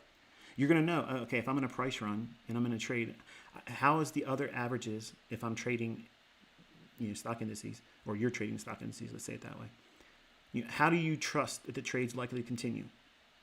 Well, the things I'm telling you to look for. But if you have these big road, bulletin boards like we saw in the Dow saying, okay, we're having difficulty here expecting it to go lower because the Dow already ran its sell side. So if it's not likely to take that low out, then you probably should be taking partials as it's careening into your target. Just take a partial because you might not get that target filled. And when you do get stopped out on your balance, guess how it feels? I made money. You didn't beat me. That's what I think in my head all the time. Every single time I do that, you didn't beat me. You stopped me from getting all of what I was trying to get, but I still took something off your rear end. That's how I look at it. So I don't look at it as chess. I look at it as gladiators. Okay, I'm stepping out there. I'm putting my expectation in the marketplace, and I'm in there warring like you are, expecting to take home a pound of flesh. And I might not get a full pound. I might get a quarter pound. I might get a half a pound, but they didn't take anything off of me. And I don't feel any regret when the market trades against me and stops out my remaining balance, because as soon as you take partial, then you reduce the stop. You do not reduce your stop to break even or better until you take a partial. That's a very hard thing to grow accustomed to as a new trader, because you're thinking, I got to get to break even. I got to get to protect myself. I don't want to take a losing trade. That needs to stop. You need to stop worrying about that. And the easiest way to get over that is learning what I'm teaching you to avoid the conditions like we're seeing here, where it's iffy. It's really hard for price to have these sustained price runs to reach into your targets without having this choppy retracements. It's frustrating. So that's why I teach in a mentorship capacity. Most of these lessons are to keep your mindset focused on, yeah, you can observe price action in these types of conditions. Yes, you can expect some type of fluctuations and see it, paying out to a certain degree, but not like in low resistance liquidity runs, where the market just simply lays it in your hands and asks you if you want more. Whereas this one, when it's like this is high resistance. High resistance liquidity runs, yeah, you get movement. Yeah, you can probably see this and that panning out, but you're not getting the full runs. And everything is disjointed. Whereas, a symmetrical market, and this is what you should be writing down in your journal, by the way. A symmetrical market is where the dollar is going higher and the NASDAQ, the Dow, and the ES are moving lower. And they're not having much of any kind of consolidation or retracement when the price runs begin. That's a symmetrical market. You have a risk-off scenario, dollar higher, all indices moving in the same direction, and they're all moving very nicely, and all price inefficiencies are being respected. Whereas here, we have a lot of give and take. It's back and forth. I don't like these types of conditions. Can I find 5 handles in that? Yes. But I know I can, whatever I could do in an environment like this, I can do 10 times more if I just wait till the next day or the day after that. That's maturity. That's experience. You, as a new student, don't have that. So you think that the only trade that's ever going to matter is the one you're about to take right now. And your entire career rests upon the outcome of this next trade. It sounds silly, but if you really think about it, that's exactly what you're doing. I know it because I did that too. And that was because I didn't know how to trade. I didn't know how to read price. I didn't know the consistency on how these things form multiple times over the course of a week. And when you have this understanding and you have this experience, you don't feel like a victim of your own emotions where you feel like you got to do something. I got to push a button. I got to do something. No, you don't. Who says you have to do anything? Well, I'm saying you have to learn how to read price. And you have to form discipline and build self-control. Those are skill sets that happen by doing what we're doing here. Not one button was pushed. No entry, nothing. I'm thankful that I've done nothing today. I'm appreciative of the fact that I am aware still that these are conditions that are going to be problematic for me. They may not be problematic for you. You might have some kind of widget indicator or something that you're following, and it's producing you some kind of mechanism that tells you to buy or sell, and it gives you some type of a result at the end that tells you to get out of it, and you made money. Well done. You don't need to watch my videos. I'm not teaching you how to follow an indicator, okay? I'm teaching you how to read price action naked, the logic behind it, why it should do certain things, when it shouldn't do it. And I promise you, if you learn how to do that, that's much more reassuring than any indicator, because every indicator has a period of where it just goes into a tailspin. That's the only reason why I dropped indicators, because I was always in the pursuit of trying to change the settings to the ideal optimal calibration. No, you're trying to form fit, just like I was trying to form fit when I was trying to do that too. Just stop worrying about all those things and just read what's price trying to do. It's only doing one of two things, okay? It's going to go higher or it's going to go lower. If it's not going to consolidate, and we don't want to be doing any consolidation trading, but if it's not consolidating, you take that out of the equation, it's only going to do one of two things, go higher or go lower. And it's only going to go higher for one of two things. It's going to go up for buy side, or it's going to go up to a premium imbalance that's going to reprice to. If it's going to go lower, it's going to go down below an old low or lows for sell side, or it's going to go down into some discount inefficiency. It's a fair value gap. And that's easy, folks. But what's hard is knowing the climate that you're looking at right now, how to determine if the market's really likely to pan out and have a really nice run for you. That's a skill set that is not taught by anybody else. Believe me, I've spent fortunes on books and courses, and I'm telling you, nobody teaches this. Nobody does. They're always trying to sell you some kind of gimmick to get into a trade, some kind of pattern, some kind of logic to get you into something, because they're trying to appeal to your natural tendencies to do what? Push the button. Where it takes a lot of effort on my part to try to slow everybody's expectations down when they first come to me, because you need to have patience. And if I go in there and start teaching you buying and selling entry points, all I'm going to do is ensure that you fail faster without understanding why you should take that buy or sell in the first place. Think about it for a second. What matters more? Your entry point or where the market's going? Because if you know where it's going and you're using a framework that allows for enough of a range, remember I was telling you earlier in the presentation that I teach my students to focus on 10 handle run as the framework for the trade, even if you're only trying to get 5 handles. Because it allows a lot of forgiveness for you in your infancy as a trader. You don't know what you don't know right now. Like, you don't realize the vacuum of insight that you need, that you want to have consistency with, but you haven't adopted the things that result to that outcome. And you're trying to avoid the things that are necessary for you to engage yourself with, which is getting in tough market conditions.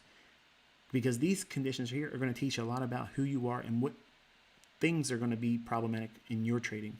Impatience, imposing your will, forcing something that isn't there, chasing price once it starts moving. If you do those things in this type of market environment, you're going to lose. You're going to blow your account. You're going to lose your funded account. You're going to be very frustrated. I don't put you in front of the charts when it's like this just to torture you. I'm teaching you this is what you're trying to avoid. In the times that are not presenting the market conditions like this, you'll see it's a lot easier. And you do most of your work there. But you exercise patience and discipline in these market environments.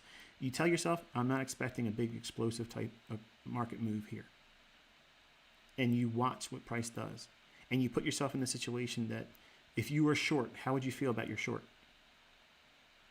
If you were long, how would you feel about your long? What would you want to see happen? And you go through that internal dialogue while you're watching price. You're not trying to be right about anything. But the experience that you get by watching price paint like this without any monetary connection, whether it be a demo trade or a paper trade or a funded account or a live account, all you're trying to do is determine what your mind, what your psychology about what you're seeing in price action is telling you as the person, not the trader, because you're not the trader yet. You're just learning. But what are you focusing on? Do you feel like you missed something? That's impatience. Do you feel like you should get in here right now and push a demo? Well, that is impulsiveness. They're going to manifest themselves in your real trading. And unless you learn coping mechanisms to overcome that and replace it with real positive things that counteract those impulsiveness impatience, gambling, chasing price, okay, fearing missing a move, getting in after it's already ran 8 handles. Yeah, I see a fair value gap. It could go down there, but what if it doesn't? Let me just buy it now. And then it goes down the fair value gap. All those things, you need to know what you're going to feel internally. You may not have any of the things I just mentioned, but chances are you probably have at least 2. And you need to recognize that before you put money at risk. Too many people want to get out here and just start making money. And you can't consistently do that if you don't discover who you are and how you're going to derail yourself. And the only way you can determine that is not by reading a book, either written by me in the future or anyone else's, or buying a course or using an indicator-based strategy that they create or authored or sell or market or whatever. All those things are going to keep you distracted from finding where your problems are, because they're always internal. Every single losing trade has one common denominator. It's them. They did it. They pushed themselves in the trade. They put themselves in a trade that they knew, if they were honest, that it was probably not going to work. It's not going to work. But you just don't have the courage, discipline, and self-control to stop, turn the charts off, and come back another time when it's more likely to pan out in your favor. Because you don't have that. So you're thinking, I sat in front of these charts, I put all this time into it, and what do I have to show for it? We didn't even do anything. We haven't pushed a button. We haven't done nothing. But you've learned how to do what? Manage a trade idea. If we're looking for lower prices, how do we know that it's not likely to continue before it reverses on you? That's what I outlined today. The last live stream I did, I picked a condition. I said, here's a low probability condition. So I already warned you ahead of time, telling you this is something I would not take a trade on. But we're going to force an idea on it. Okay, we're going to push it into the marketplace, and we're going to say this is a fair value gap, and we're going to say that this is where we would go short. Just watch the live stream, you'll hear it and see it. And then it would have resulted in a trade that didn't really pan out. But we learned real time how we say, okay, this is not what it should be doing. It traded outside the lines and the boundaries, so we could collapse the trade and have a very small loss. Just like I teach in partials with profits, I teach and taught in that live stream, real time, where you can take your stop loss and reduce it without moving it. Say, okay, I'm not willing to take a full stop out.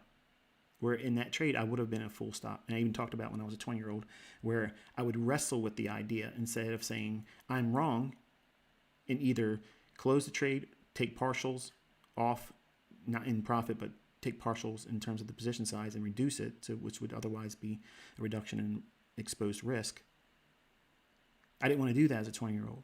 So I would move my stop or remove it entirely.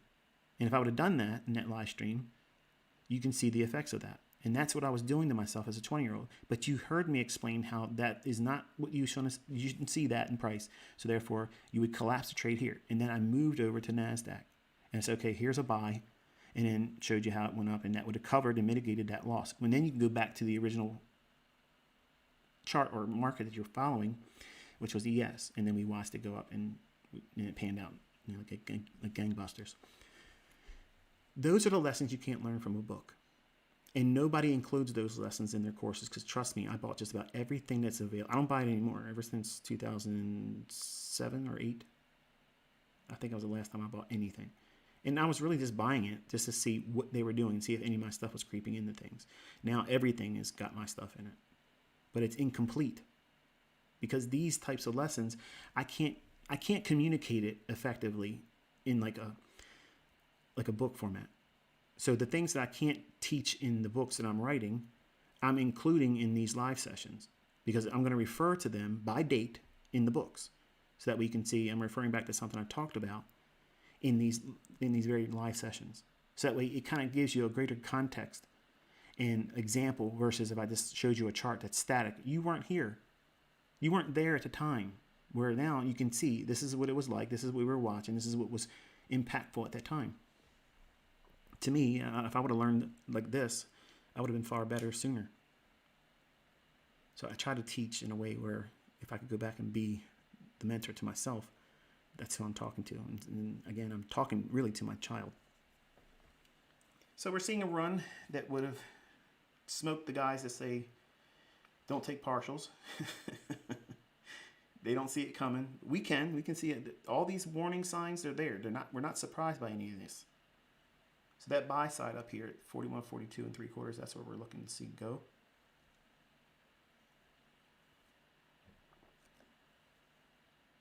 And let's take a look at the NASDAQ. See how she's behaving. All right, so we're back up into that fair value gap. Now this, we would treat this now as a inversion fair value gap. So you've seen many times IFVG, that's inversion. Treat it like what you expect your support and resistance idea, where it's a specific one level. This is the actual thing that would act as support and resistance. So if we trade above it, come back down, might see a candle touch it or whatever, and expand up and work into this area here. There's buy side there, and there's buy side here. Let's go and look at the Dow. We had buy side in our crosshairs on that one. And here we go. Relative equal highs.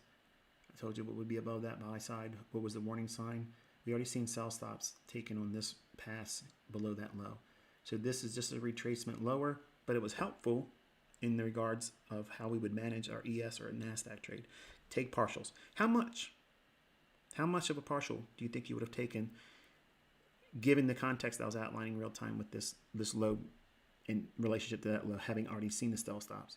You would take 50%.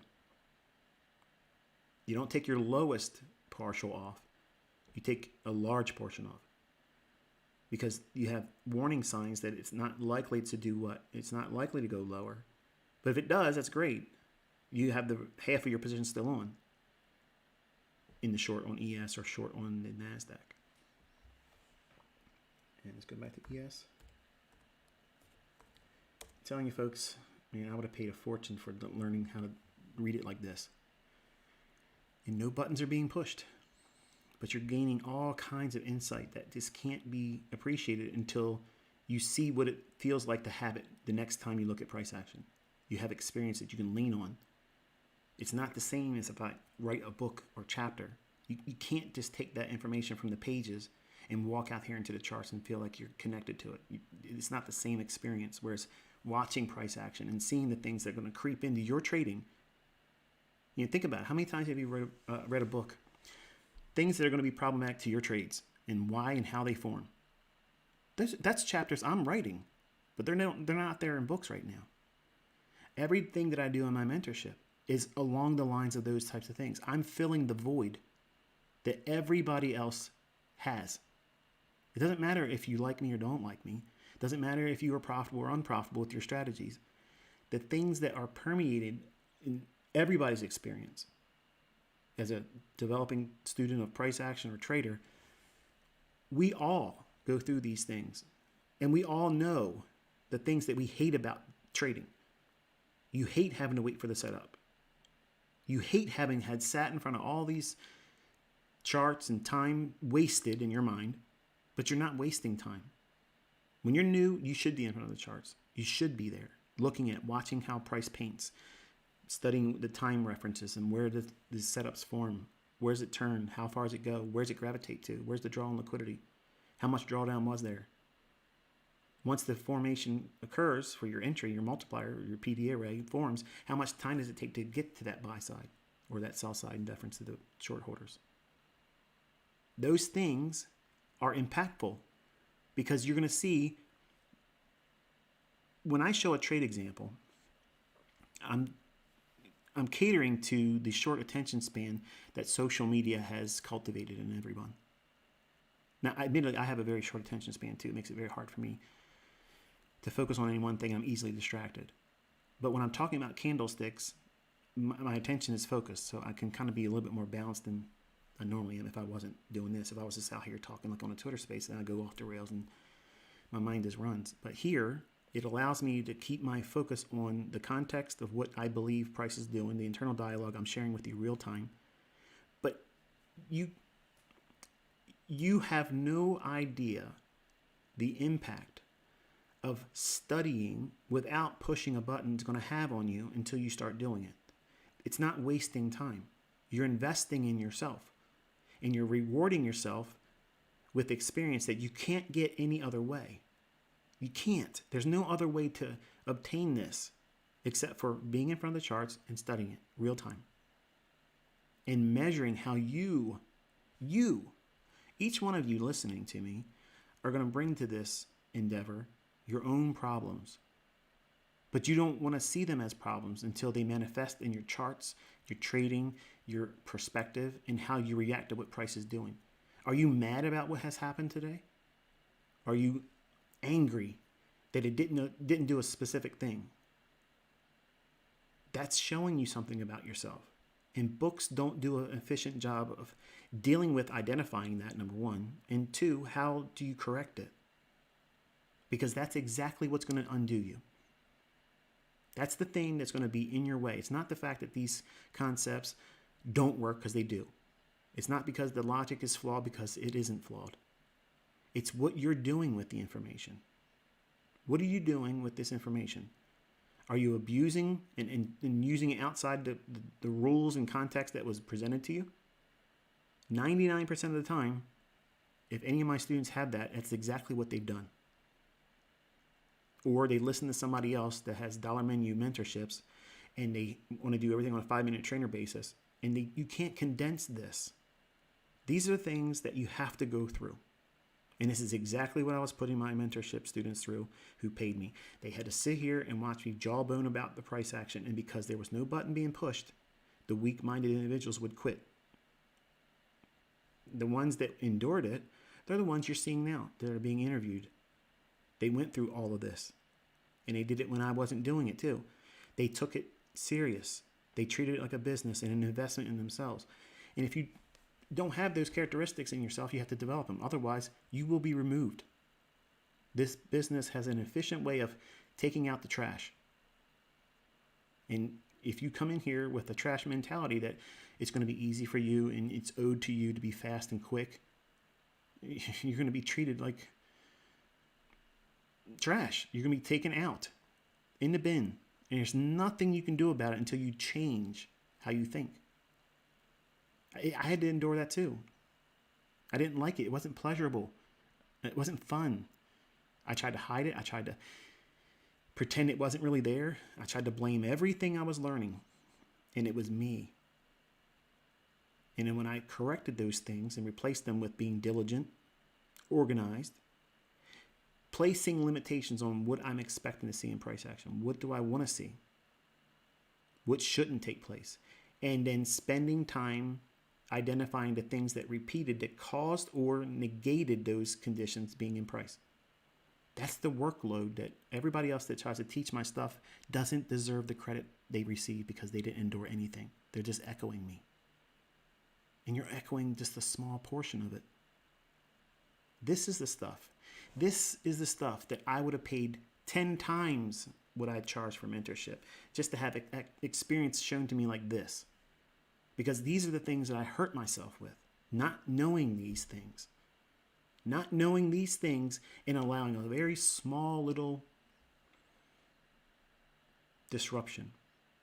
An idea that I was trying to make happen in the charts. And I wouldn't let go of it. I wouldn't feel comfortable with changing directions. Well, I had to learn that skill. I had to learn to let go of an idea that I may have started the day with. How many times have you fallen victim to that? You do your analysis.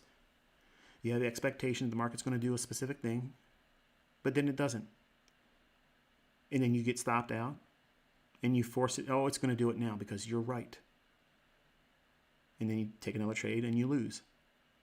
But no amount of drawdown on those two trades is going to deter you from taking that third trade because you're right. And you take the third trade and you either blow your account or put yourself in a severe drawdown. How many times have you done that? If you're following me on Twitter, give me a number 1. Just send me a tweet, number 1. Don't worry, I don't judge you. But the fact of you acknowledging that, you're testifying to something that I'm teaching you how to avoid. But one moment isn't limited to the drawdown or the blown account. You now have scar tissue.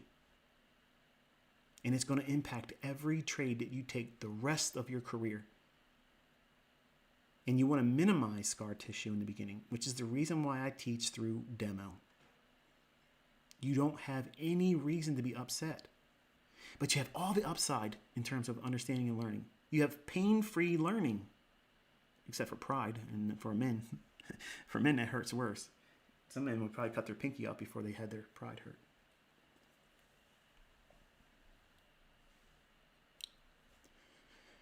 So look at this day.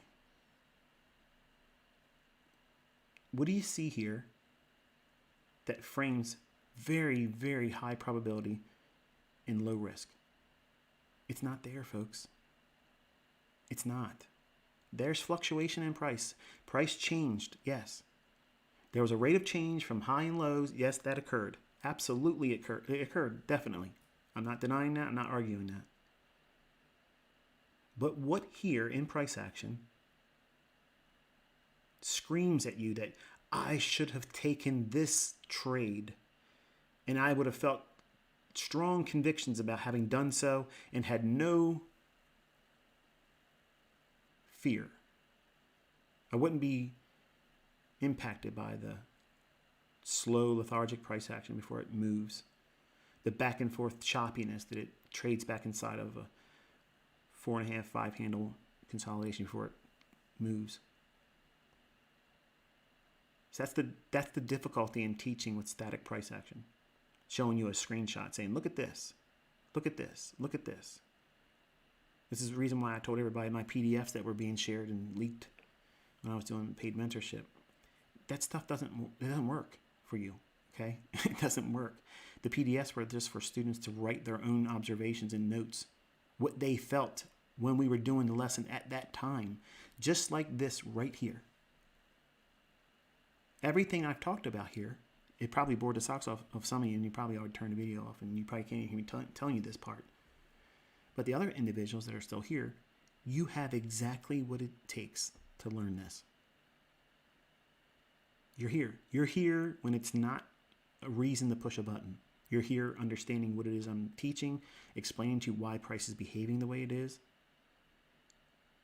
And you want to know this. In the beginning, it doesn't feel like it's a skill that you should aspire to have. But learning what not to do is the most important thing.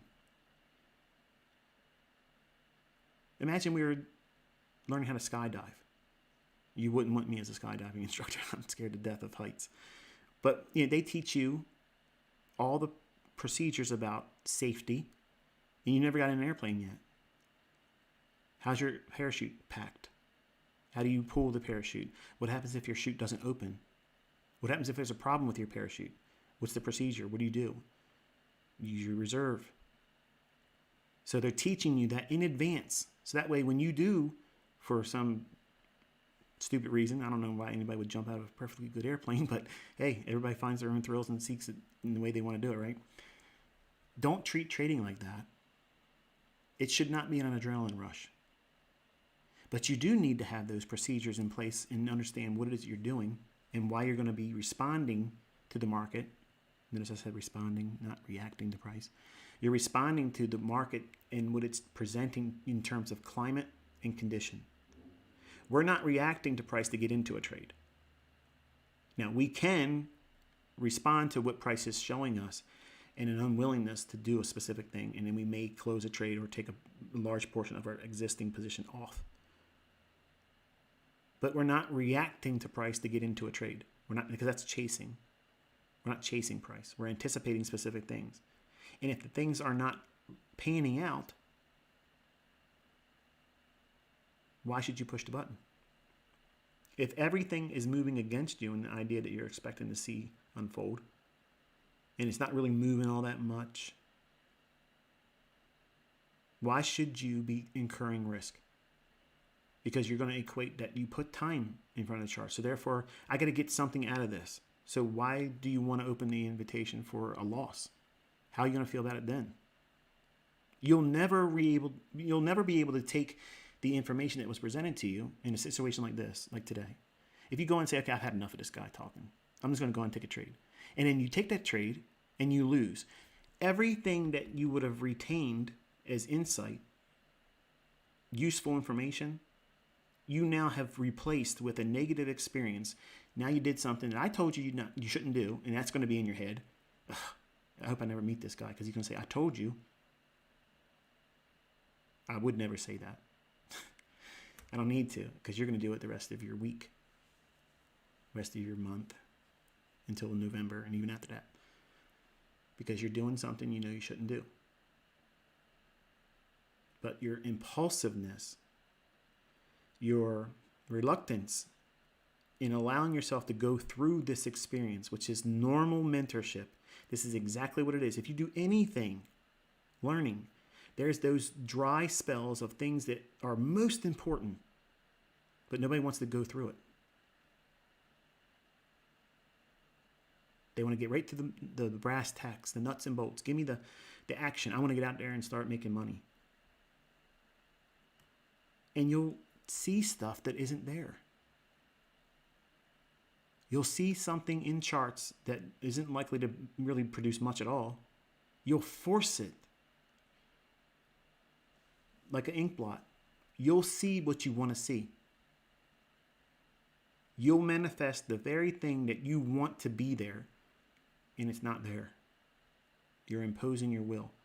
Your impatience is forcing you to make a decision about something that is not sound logic.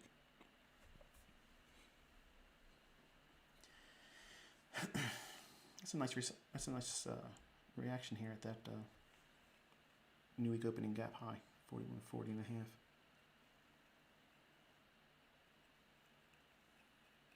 So we are entering about 20 minutes to lunch hour, noon.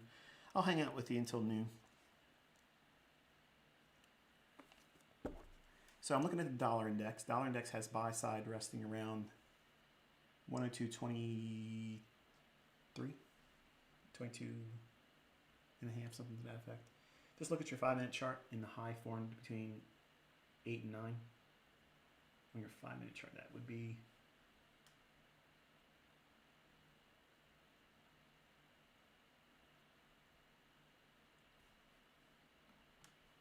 got my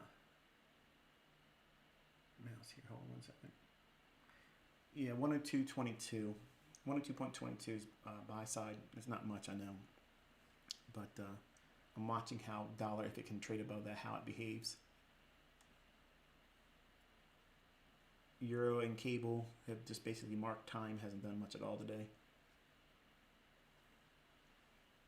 Watch the low of that new week opening gap, which is at 41.37 in here, and consequent encroachment between the two. Let me show you where that is because I don't have it highlighted. I only have it on the charts to show you the levels that way you would have it on your chart. 38 3/4. That's consequent encroachment of the old new week opening gap. Remember that shaded area in gray? That's the present week where we stopped trading on Friday of last week versus where we open up on Sunday. I am not in favor of that, but I'm having it here for completeness sake because I know some of you have that. And I already went through, if you came to this live stream or watched the video in a different time, didn't watch the first portion of it, I talked about the reasons why I would not use this particular new week opening gap in my own analysis and favored the one that you're seeing here with 41.50 and a half and 41.37 even. Old bones cracking. All right, so now we have price dipping back down in this old 5-minute fair value gap after we've taken sell side here. Let's take a cruise through NASDAQ real quick before I say anything more.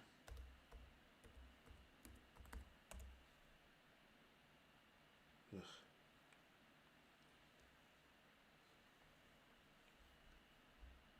That is not fun.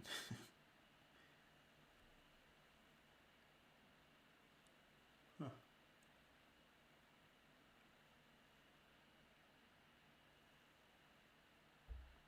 I'm looking at my other monitors. I'm reading the dollar index.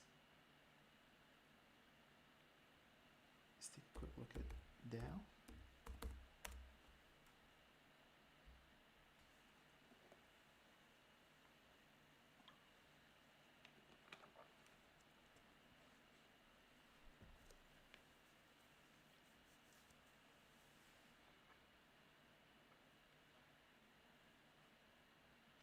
So now let's talk about what we have here.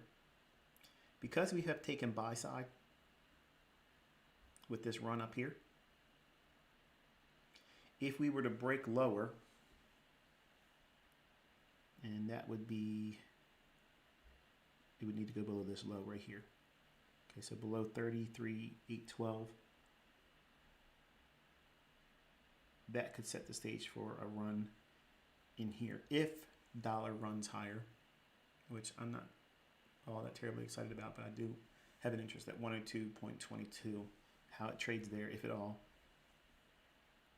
And what do I mean by that? What I was outlining earlier, when we were watching this low here, does it have a willingness to get below that? And how we used that information was partials would be taken optimally with the ES or NASDAQ shorts. And how much? 50% of it, because we have decoupling across all three averages.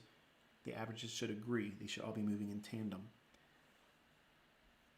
We have a volume imbalance right in here, which you already traded to, and that small little gap right there. Let's dress this up a little bit.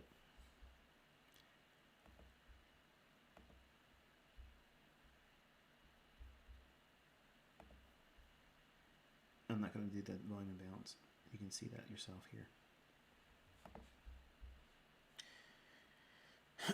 I saw somebody ask me a question, and I can't recall off the top of my head if it was an email or if it was some post on Twitter. They asked what mouse I was using. I'm actually using a laptop. This is a, what is this one?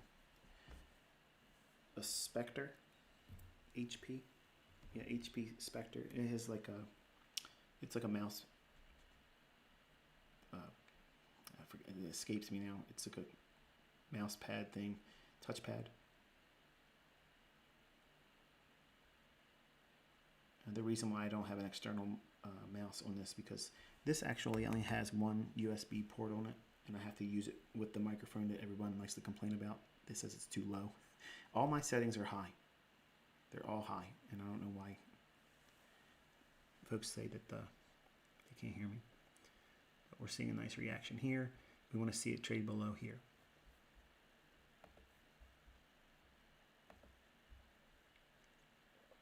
So sell side is here, and a larger portion of sell side is now here. Why? We've had sell side taken here below that low. But what happens for the traders that were long that didn't run their stop loss right up underneath that? They kept it back here.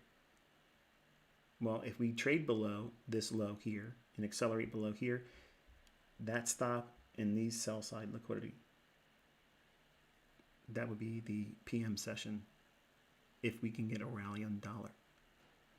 Cable just drifted lower. Not by much, don't get too excited about it, but dollar's still short of that 102.22 level I'm watching. So we have the framework here. We'll go over to NASDAQ real quick. And as a reminder, when you're looking at tape reading like this, what this is doing is conditioning, because you're probably very bored right now. And that's exactly what you want your trading to be. You want your trading to be boring. You don't want it to be, reason for you to be hyperventilating. You don't want to feel any heart palpitations, nervousness, sweaty palms, agitated. You want to be comfortable, not feeling like every instance that a new candle forms or every second it ticks by, the impending doom is just looming. That's what you're trying to do to yourself with trying to trade with real money or a funded account, or try to get a funded account before you know what you're doing. This is how you condition yourself. This is how you remove all of those things that plague every single trader out there. Everybody that's ever traded with real money have gone through all the same things. And those psychological warfare that you put yourself through, they're all self-inflicted. And the only way you can prevent that from occurring is by conditioning. It means getting in here, reading price action without having any monetary link to a reward or profit. And getting bored with reading what price is doing. And over time, when you can do it efficiently, consistently, and here's the most important thing, you have no emotion. You're not high-fiving yourself. You're not peacocking around the house, parading around in front of your spouse, dancing around saying, I did it again. That's not what you're doing. When you say, okay, well, that did what I was expecting it to do, and the model worked here. Wonderful. And when you don't have the impulse to go in again because you felt good and you want to get another one, because if that's how you feel, you're addicted to dopamine. And winning trades give the biggest hit of dopamine, but it only lasts apparently for like 3 or 4 minutes. Because right away you're gonna feel impulsive, like, oh, there's another one. Let me get in here and do another one. I'm on a roll today. No. Stop. Turn the charts off. Go do something else, and then come back and see what it did. And then that's a learning experience, because if it moves more after you got out profitably and you feel regret or I wish I woulda, you're not ready to trade with live funds. It doesn't sound possible, like it can't be like that, but it is. It's exactly like that. And it took a long time for me to see what I was doing to myself.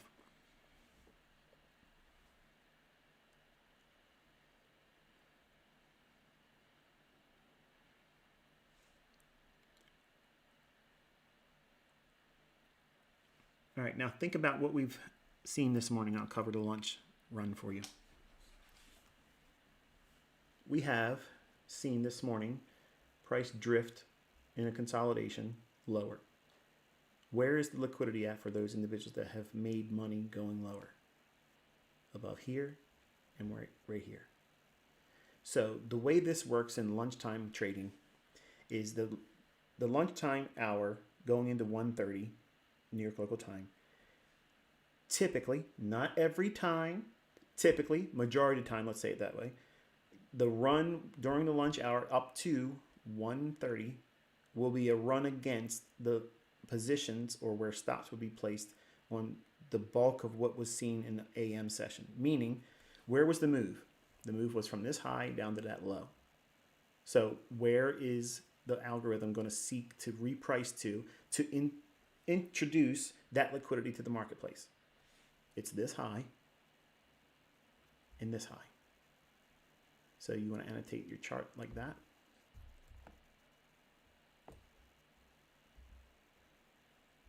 One of my students taught me how to do that. I'm sure some of you probably just saw me do that. How'd you do that? You highlight the thing you want to copy. Like now it's highlighted, then hold down the control key and then drag. And you'll have a clone of it. I've been very blessed with some very helpful students that have taught me. I don't have a lot of tools and tips and hotkey type things for TradingView. A lot of my students have a lot of their own little shortcuts, and they see me doing things and they're like, yeah, you could do this. Yeah, I know, but I also like to draw it out too. You can make templates to do this, I know, but I like to draw it out. I'm an old dog. I like to do that old school way. Remember, I used to write my own charts with the high, low, and close on a bar chart every single market, every single time frame. So it's not a big deal for me.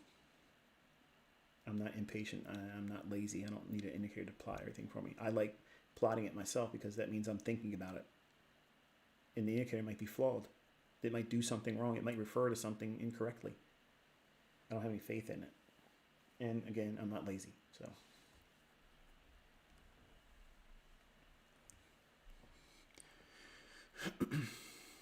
Okay, so think about what we're seeing here. We have 2 down closed candles here, trading into a fair value gap. Trading back up into consequent encroachment. Remember the 38.75 level, which was midpoint between the old new week opening high and old week new good grief, old new week opening gap low. Half of that is consequent encroachment, so it's like the midpoint.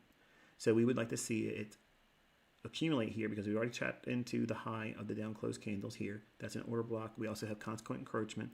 We want to see it perform where it wants to drive up to the high of 41.40 and a half and then attack the buy side here.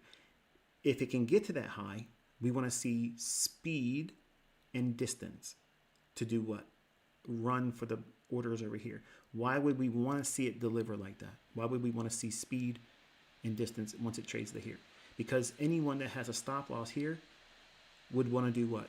Collapse the trade and not let their orders be there when the market reprices to it. So we want to see it try to gravitate up into that. And as soon as it gets there, we want to see an expansion reach above here. And look what's resting right over here.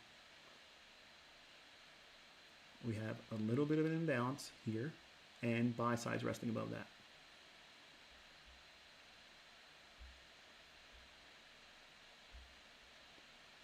If you're pushing buttons, you're doing it wrong. How do you know?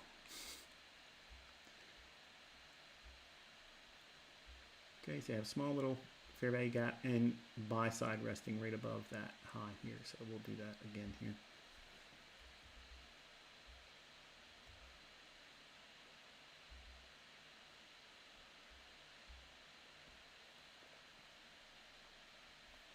Okay, so in present market conditions and structure, we don't want to see price trade below the low at 41.37. That's the new week opening gap. It's an old one, but nonetheless, it's still there. We want to see if it can go down there. We don't want to see it give up that level. It's better for it to leave the difference between this candle's high, right here, this candle's high, and this candle's low. We want to see that range between the new week opening gap low and this low of this candle. We want to see that remain open. That would act as a breakaway gap. So we're kind of forecasting not only a direction, but we're also trying to forecast a behavior in price. So we want to see this area stay open. It can go down there. It just means it's not likely really to be all that animated to the upside if it does so, because it's in that consolidation pattern. Whereas I'm expecting, because we're going into the noon hour in about 6 minutes or so, it will likely trade up into the buy side here. If it can do so, we want to see it become animated, have a big range or a couple ranges that go up into the 41, 42 and 3/4 level, and then up into potentially up into 41, 45.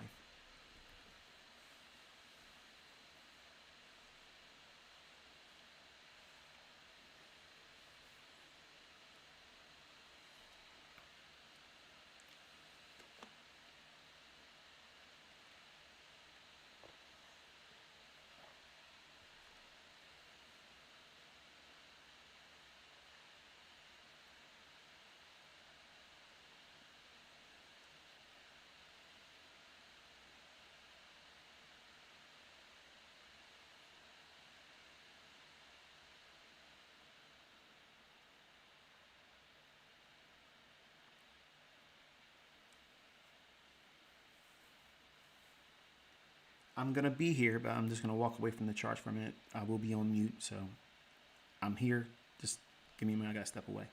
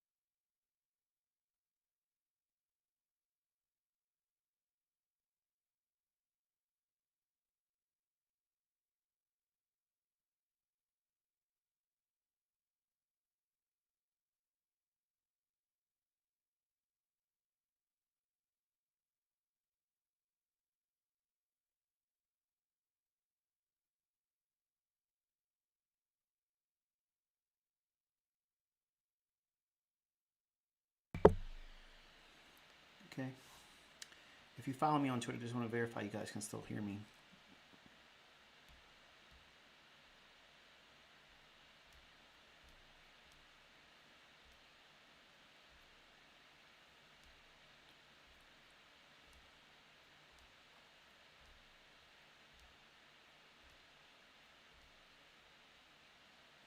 Again, I'm waiting for someone to confirm they can hear me on Twitter.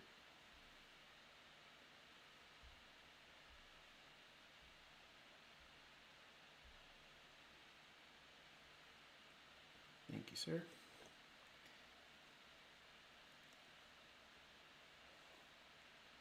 All right, so 102.22 dollar has been reached. Euro looks like it wants to trade down into 109.2. Cable has sell side at 124.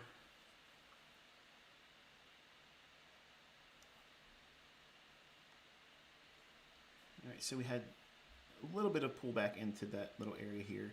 I'm going to see it pop up and get this buy side now. It's against the order of everything now, just so you understand what we're looking at. Dollar is expanded higher. Rallying in ES, that's not something you would expect to see. It can happen, but it's problematic. It's high resistance conditions. We have cable going lower. Euro, softer.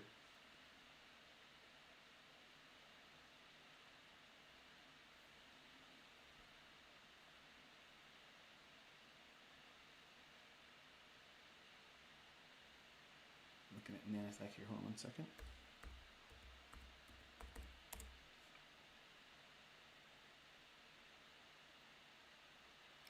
So we had this low taken here, this low taken here, this low taken here.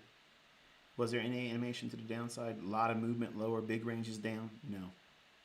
So if NASDAQ is going to fall victim to the lunch hour, where it moves against the traders that have traded short through the morning session, where's the buy side on it?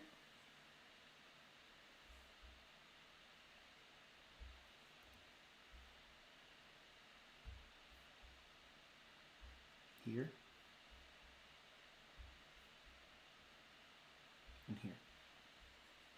Okay, so back to ES.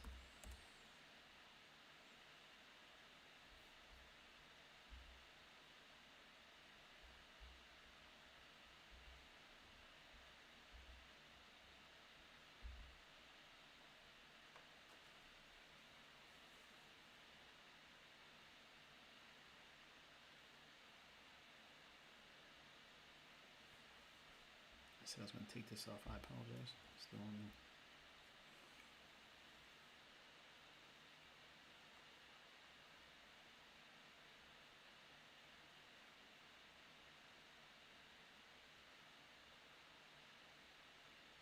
Euro is reaching for that sell side I mentioned a moment ago. I'll give you a candle here in reference. 825 is low at 109.06.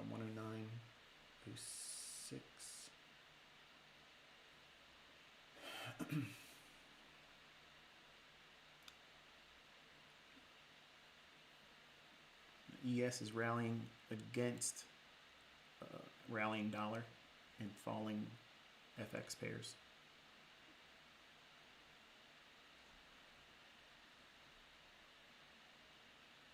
This is not a symmetrical market. It's a decoupling. That means everything is not in agreement. Doesn't mean you can't trade it. I gave the logic and the framework, based on that new week opening gap. What we would expect to see, what would be favorable.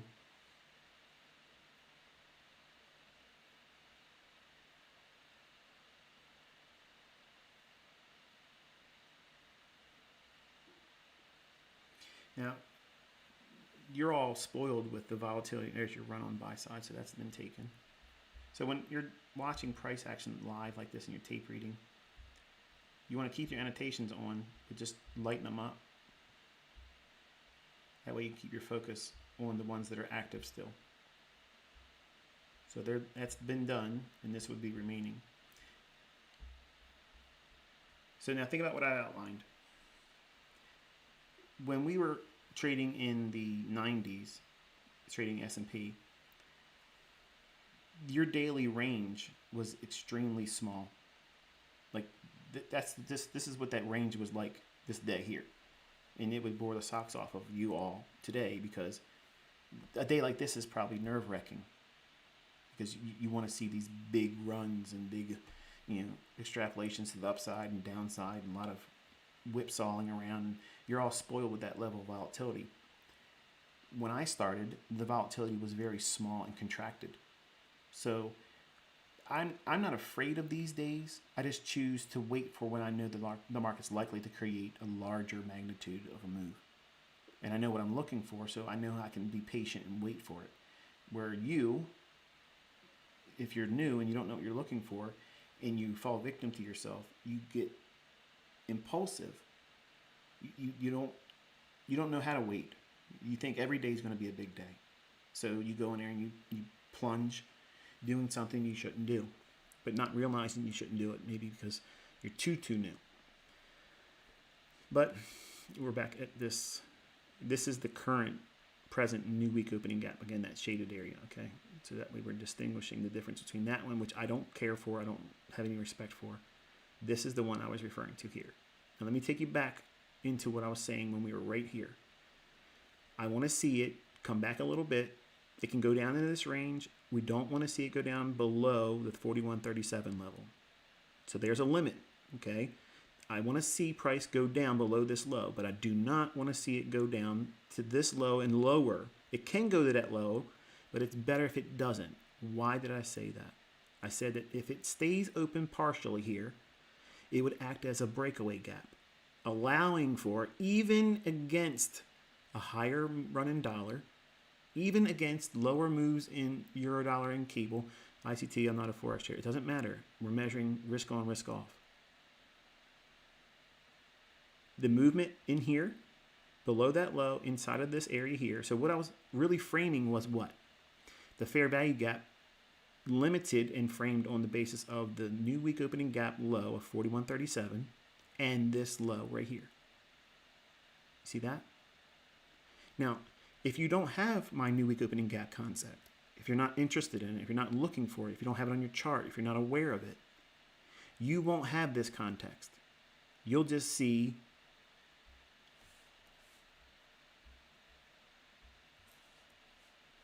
that imbalance. And you might look at this opening on this candle here and draw it out and think, okay, if it touches there, I'll buy that as an order block. When in reality, what you should be seeing is it can trade down there, but we are waiting for something to unfold that leaves a portion of this entire range open, but framed on what basis? This new week opening gap low. And what else is existing? We have a wick. So watch what happens.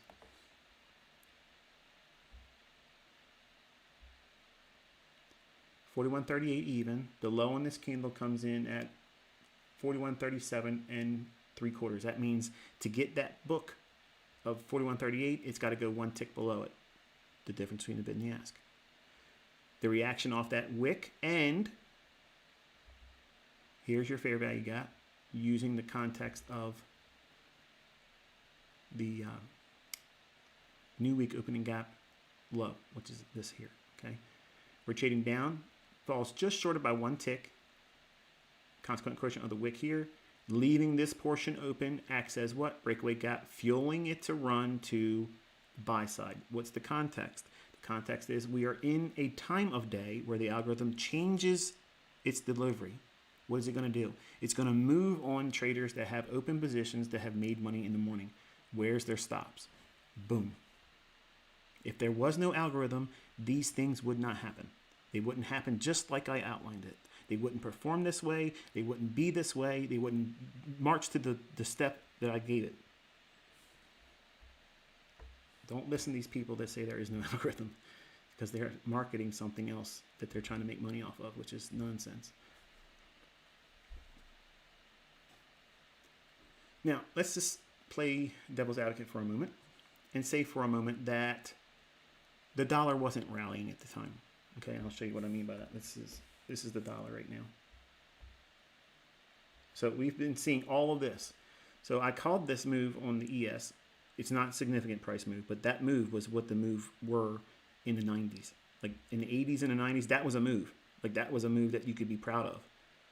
So you wouldn't be happy if you were trading in those low volatility conditions. Let's go back to ES real quick. All right, so from here to here, that was a trade idea that would have been like, that's a good day. back in the 90s and mid 80s and such. That is it. Like that's a run that you would have been proud of. But you're not in love with those types of moves now because you have seen 40 handle runs, 100 handle runs, 200 handle runs, all in the same trading session sometimes. Not day, session, divided by the lunch hour. So it's not a matter of looking for a fair value gap or an order block or a breaker. You have to understand that there are certain times of the day, because I teach time and price. The first important factor is time. And if you don't know what time it is in relationship to what the algorithms do, the relationship between smart money that uses an algorithm to get in sync with the algorithm that is the price engine, the mechanism that causes the markets to run higher or lower for liquidity. It's not the buying and selling pressure. It's going to go to these levels regardless of how many people are buying it or selling it. There's lots of people out there always tossing market orders in there. And all they got to do is control where it's going. Somebody's going to book the price. There's always market orders coming in. Not everybody's trading with a limit order. Not everybody's trading with a stop order. Market orders are coming in all the time, and they only need one contract, the book price.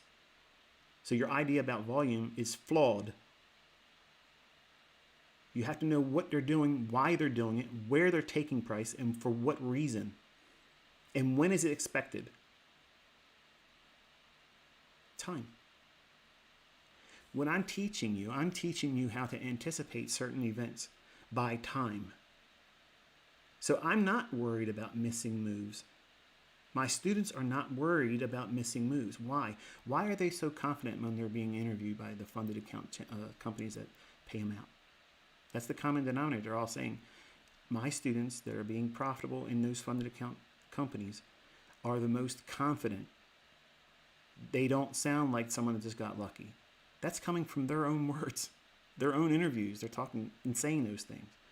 That's not me, that's them, because they've done the work. They've done these things, and they have seen the evidence that these things repeat by time first, so we can anticipate when the next type of setup is going to form.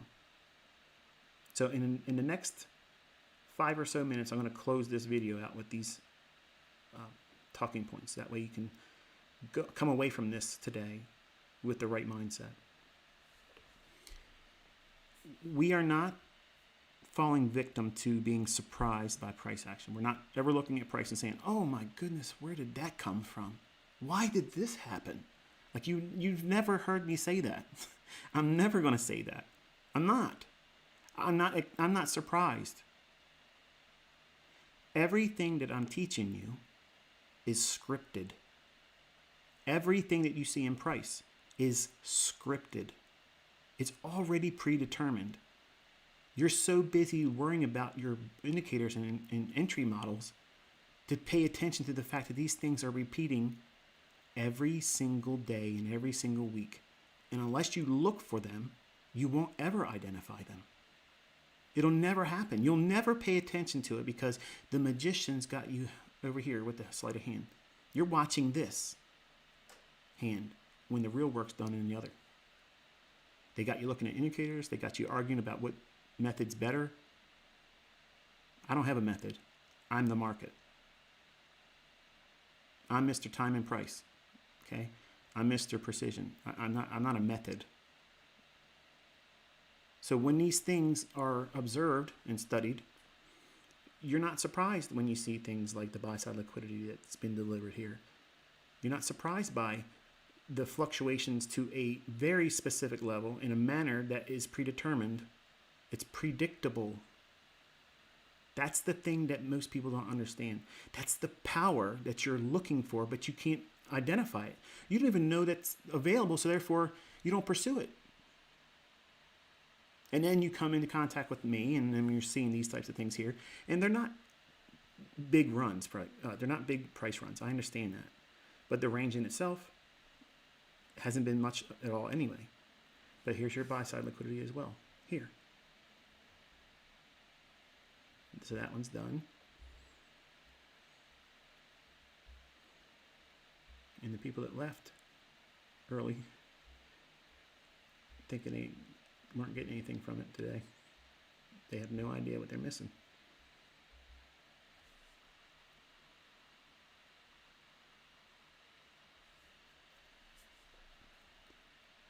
You can schedule your trade setups like the TV guide. I know every single day, every single trading day that has a full trading session. There you go. There you go. One more time. This must be random, isn't it? Must be random, ICT. Must be random. This stuff just keeps happening all the time. Can't find that in your books. But you can schedule all of this stuff. So if you can schedule things like 11:50 to 12:10, there's your lunch macro. I didn't just make that up to make this fit today. Go back and listen to my other teachings. Listen to my Twitter spaces. As much as I hate saying that now. A lot of information on those things, even though they're laced with a lot of, unfortunately, bad language sometimes. Here is 11:50. Right there. And 11:10. I'm sorry, 12:10. Right there. In between those two times, okay, there will be a price run that runs the liquidity that goes against the daily range. And what am I saying there? I'm stating that the price will run to the liquidity that will be used for protection purposes on what was utilized in delivery of the morning session. In layman's terms, what has happened in the market since the morning? 9:30 drop. So shorts have been profitable. At 11:50 to 12:10 starts in a macro. Okay, a macro is a short list of directions that the algorithm itself will start operating under. I am not form fitting this. This is not cherry picked. I've literally walked you through exactly what you see in your chart right now based on the time it's going to form. I didn't create these times because it happens to work today. These are the very times that my students and the people that have been learning from me publicly for free, these things are in my teachings. It runs for the liquidity that was used for protection from the morning session. That's what the lunch algorithm does. It runs on stops. It offers liquidity to the marketplace. Well, I told you where the buy side was here, and I told you it was over here, and we want to see what? We want to see animation. We want to see the market move with speed and distance. And if it were to do that, we could see it trade up into this area right over here. And at 12:10, there's your candle. At 12, let me get this out of the way because I'm looking at it wrong. There you go. At 12:12, it delivers it. This candle starts it. Small little drop down. Leave this portion open as a breakaway gap. Run up into that level there. Now, the question is, here's the question you need to ask yourself. Can you see 10 handles in that? No. So for you as a new developing student, could you take that trade? No. If you've been versed in the things I'm teaching, you've been doing it for a while, and you're a little bit more nimble, could you take that trade? Yes. Who's going to tell you when you can do that? You and your experience and when you're not emotionally attached to the outcome. Think, folks. Think. If there wasn't an algorithm, this stuff couldn't be called beforehand. It wouldn't happen like this. Look how price delivered right to this candle's low. Look right up here, okay? Look up here in the upper left-hand corner, that value. Look at the low of that candle right there. What is the low? 41.45 and a quarter, okay? 41.45.25. What's the high of the candle here? We're going to look at this value right there, okay? The value of that candle is 41.45 and a quarter. You cannot improve on perfection. Now, every single time I come out here with a live session, I do these things. every single time. Now, when I first learned how to do these setups and such, I didn't have the confidence. I didn't have the John Wayne composure. I know. I know. I know that I know. It was uncomfortable waiting for the results, to sit through it. Will it really do it? Will it really do it? And I had to forge patience. It didn't happen overnight. It's not going to happen overnight for you. By watching me do this, you get the splash over, the bubbly feeling of, wow, that did pan out. And some of you are regretting not having bought it. If you feel that, you're not ready. If you watched this, you respected the idea that, what we watched this morning and how we transitioned to the lunch hour and the macro outlined and everything panned out like we were looking for, wonderful. And you're not emotionally attached to what took place, and you're not terribly excited, and you're not turned off by anything. You just are blessed to have been here, and you observed and you picked up more insight. That's the right mindset. If you are thinking to yourself, okay, what's the next move?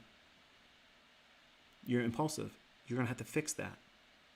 Every single time I'm on Twitter, or if I do something, live, and I say it and it pans out, invariably there are students or viewers that will say, okay, what's the next move? Sidelines, lunch, the workout, the gym, the walk my dogs, to take a nap before 2:00. Those types of things. That's what's next.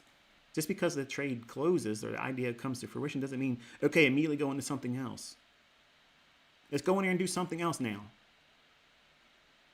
And I think that happens for people for one of two reasons. One, they want to take the next one I say because they didn't do it on the last one, and they regret it. When you shouldn't be wanting to take the trade that I talk about. You should be observing, is the things I'm talking about panning out? Does it pan out? Because if it doesn't pan out, I don't know what I'm talking about. If I don't know what I'm talking about, and if I can't articulate it real-time live like this on the smallest time frames, lowest latency I can create with this YouTube, that's probably not true. I think I had that on the middle one. It ain't the lowest latency. It's the setting between the highest one they do normal latency, then it's low and lowest. There's something to that effect. I have it in the middle because the last time I did a live stream, it was telling me I had an error, and I was afraid it was going to cause problems, so I just moved it up there. It's not changing any of this. Like I can't, once I talk, like I can't call that back. Whatever I say, it's already starting to go wherever it's going to go to wherever you are in the world.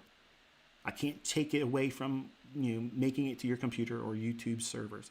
Once it's spoken, it's out there, and you're going to get it. There's no better way of communicating a non-cherry-picked condition, but live, explaining it. I don't need to push a button in front of you. I don't need to do that.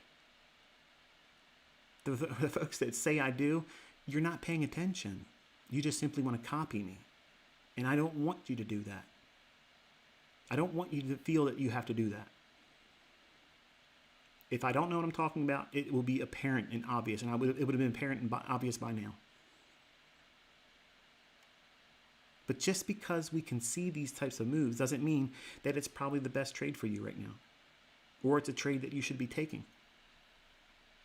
That's one of the main takeaways, that we can predict price. We can do it very precisely, like scary precision price action. And again, that wouldn't exist if the markets are all moving by supply and demand, buying and selling pressure. There's no way, absolutely no way, that you're going to convince me or anyone else that has a brain that random buying and selling pressure based on a myriad of different trading styles and applications, which one is the market following today? Which logic did it use today to book that high? Which logic did it use to make that low, that candle right there?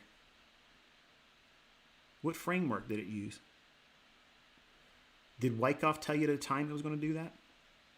It's supply and demand. The same side and tell you the time that this candle right here is going to form and do that very thing and lead to that run up into 41, 45, 25.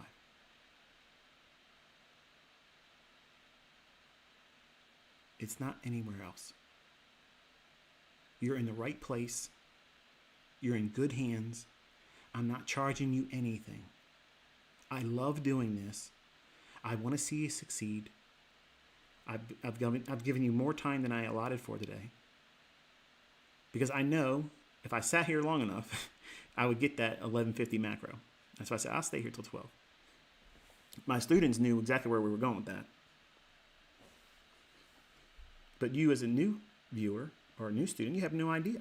You had no idea what to expect. But these things are predictable. So if we can time a framework that exists in the morning, but say it doesn't materialize. Like I didn't have a silver bullet set up this morning. No problem. Does that mean go out there and just go roll the dice and do something outside of your model? No. You wait. For what, Michael? What are we waiting for? What am I looking for? Time. So if I can't find the setup I'd like to see between 10 o'clock and 11 o'clock, if I'm choosing to trade with that silver bullet model, and it maybe formed in a market that I wasn't watching, am I going to get revenge on the marketplace for doing it somewhere else and not allowing my market of choice to form? No. I wait. What am I waiting for? 11:50 to 12:10. In between that 20-minute window, there will be a price run that begins. It doesn't mean it completes in that 20-minute period. It just means it begins. That macro starts running algorithmically, and it will run to liquidity. And it's not random. Look at the chart, folks. Look at it. Look at your chart that's real time. Yours painted just like mine. And I'm not in the room making your candlesticks. You would think I was. Everything can be predicted. It can be timed. The market can be timed. The market is running on time. Everything about the market is time-based. It's time-driven. Everything about this day and every day is predetermined. There are times when manual intervention comes in and it completely disrupts everything. And I will be wrong on that day. As long as there's no manual intervention, I'm going to be right. I say that because I'm the author of these concepts, but that does not mean or invite you to think I want to think like in terms of right or wrong. But I know when I'm likely to be ran over by manual intervention most times, but I'm still subject to getting railroaded by any old black swan event that anybody else would be, railroaded by too. That's the inherent risk. Everybody has that same risk. We don't know if they're going to drop bombs anywhere and cause all kinds of geopolitical things, upheavals. We don't know. You don't know that. I don't know that. I'm expecting things like that to occur. We're going into some really turbulent times. But barring those events, price is absolutely predictable. I explained to you how that low down here was problematic in reaching to the objective down here. You can't find a chapter in books or courses that talk about that. You have to have someone that knows how to do it, navigate it real time, and explain it to you. Then we transitioned into the lunch hour, and I outlined exactly how that candle here formed, leaving that portion down here, and how we would run for the buy side here, run for the buy side here, and if we got the speed and distance and reach like we saw here, it would go up into that fair value gap right there, and that candle's low. And it happens just to be the very tick that price forms on that candle right there. Is that random? Is that lucky? None of my students that have been with me ever see this as luck. They're bored by it. They're not surprised. They're not running around with a grin on their face every time I'm doing a live show. I mean, they might be today because they know that you're listening and you're new, and they know you're probably thinking, how on earth could this be? Because we know what we're doing. We know what we're looking for. We're not taken by surprise. We're not following flawed logic. We're not looking at retail indicators. The only thing that's on my chart is a reference point that the algorithm itself will refer to and why the market will respond accordingly. The market's not going to do something outside the script. It's not going to be driven by buying and selling pressure. It doesn't work that way. It does not work that way, folks. I don't care who told you otherwise. I don't care if you used to be at a trading desk or called yourself a market maker. That's not how this rolls, buddy.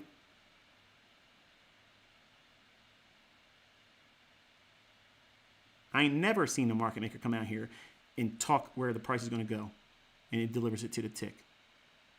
You're not beating the market maker, ever. It never happens.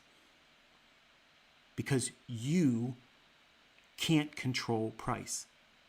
They do. If you're a dealer and you call yourself a market maker, you're not a market maker. You've mislabeled yourself, and they gave you a title that's overreaching. A market maker controls and delivers price. Whether you want to subscribe to the fact that they exist or don't exist, explain how I'm this precise. Because that's who's talking to you. So, with that one, my friends, that's going to be it. I don't know. I was looking at the calendar. I talked to my wife about the rest of the week, and she's being a typical woman. She wants to be able to control the last minute. I'm going to do this today, and you're going with me. So I don't know where we are in terms of the rest of the week. So my second live stream for this week, I don't know exactly where it will be. I would like to do it tomorrow afternoon session, but I have to wait and see if my wife and my family will support that. And that way I can get it done, and then I'll have Thursday and Friday to do what I want to do alone. So if it's my choice, and if I can get it, it will be tomorrow afternoon for the PM session. If it doesn't work out like that, then I don't know if it will be Thursday or Friday. So there we are with that. Wasn't much of a range, admittedly, but I believe that this was a very fruitful live stream. I believe it was. I would have paid money for this, to be honest with you. Like, this is information that I would have loved seen be shared live and watch it pan out. It's just stuff you can't find in books, and that's what I'm trying to deliver to you this year. Trying to show you that these concepts that I authored, I made these what they are. You know them because I've spoken them. I've put them out there. And it sounds arrogant. It sounds like chest beating and self-love. It's not. I'm offended when people pretend to know these things. They don't. You have no idea what you're talking about. And to presume that you do and pretend that you do and monetize, no. You shouldn't do that. Signals, if you can trade and you use some of the stuff, I have any issues with that. You did that on your own steam. But don't try to teach my stuff because you don't know what you're doing. And with that, have yourself a very, very pleasant day. And I will touch base with you again tomorrow on Twitter, one way or the other. Until I talk to you next time, be safe.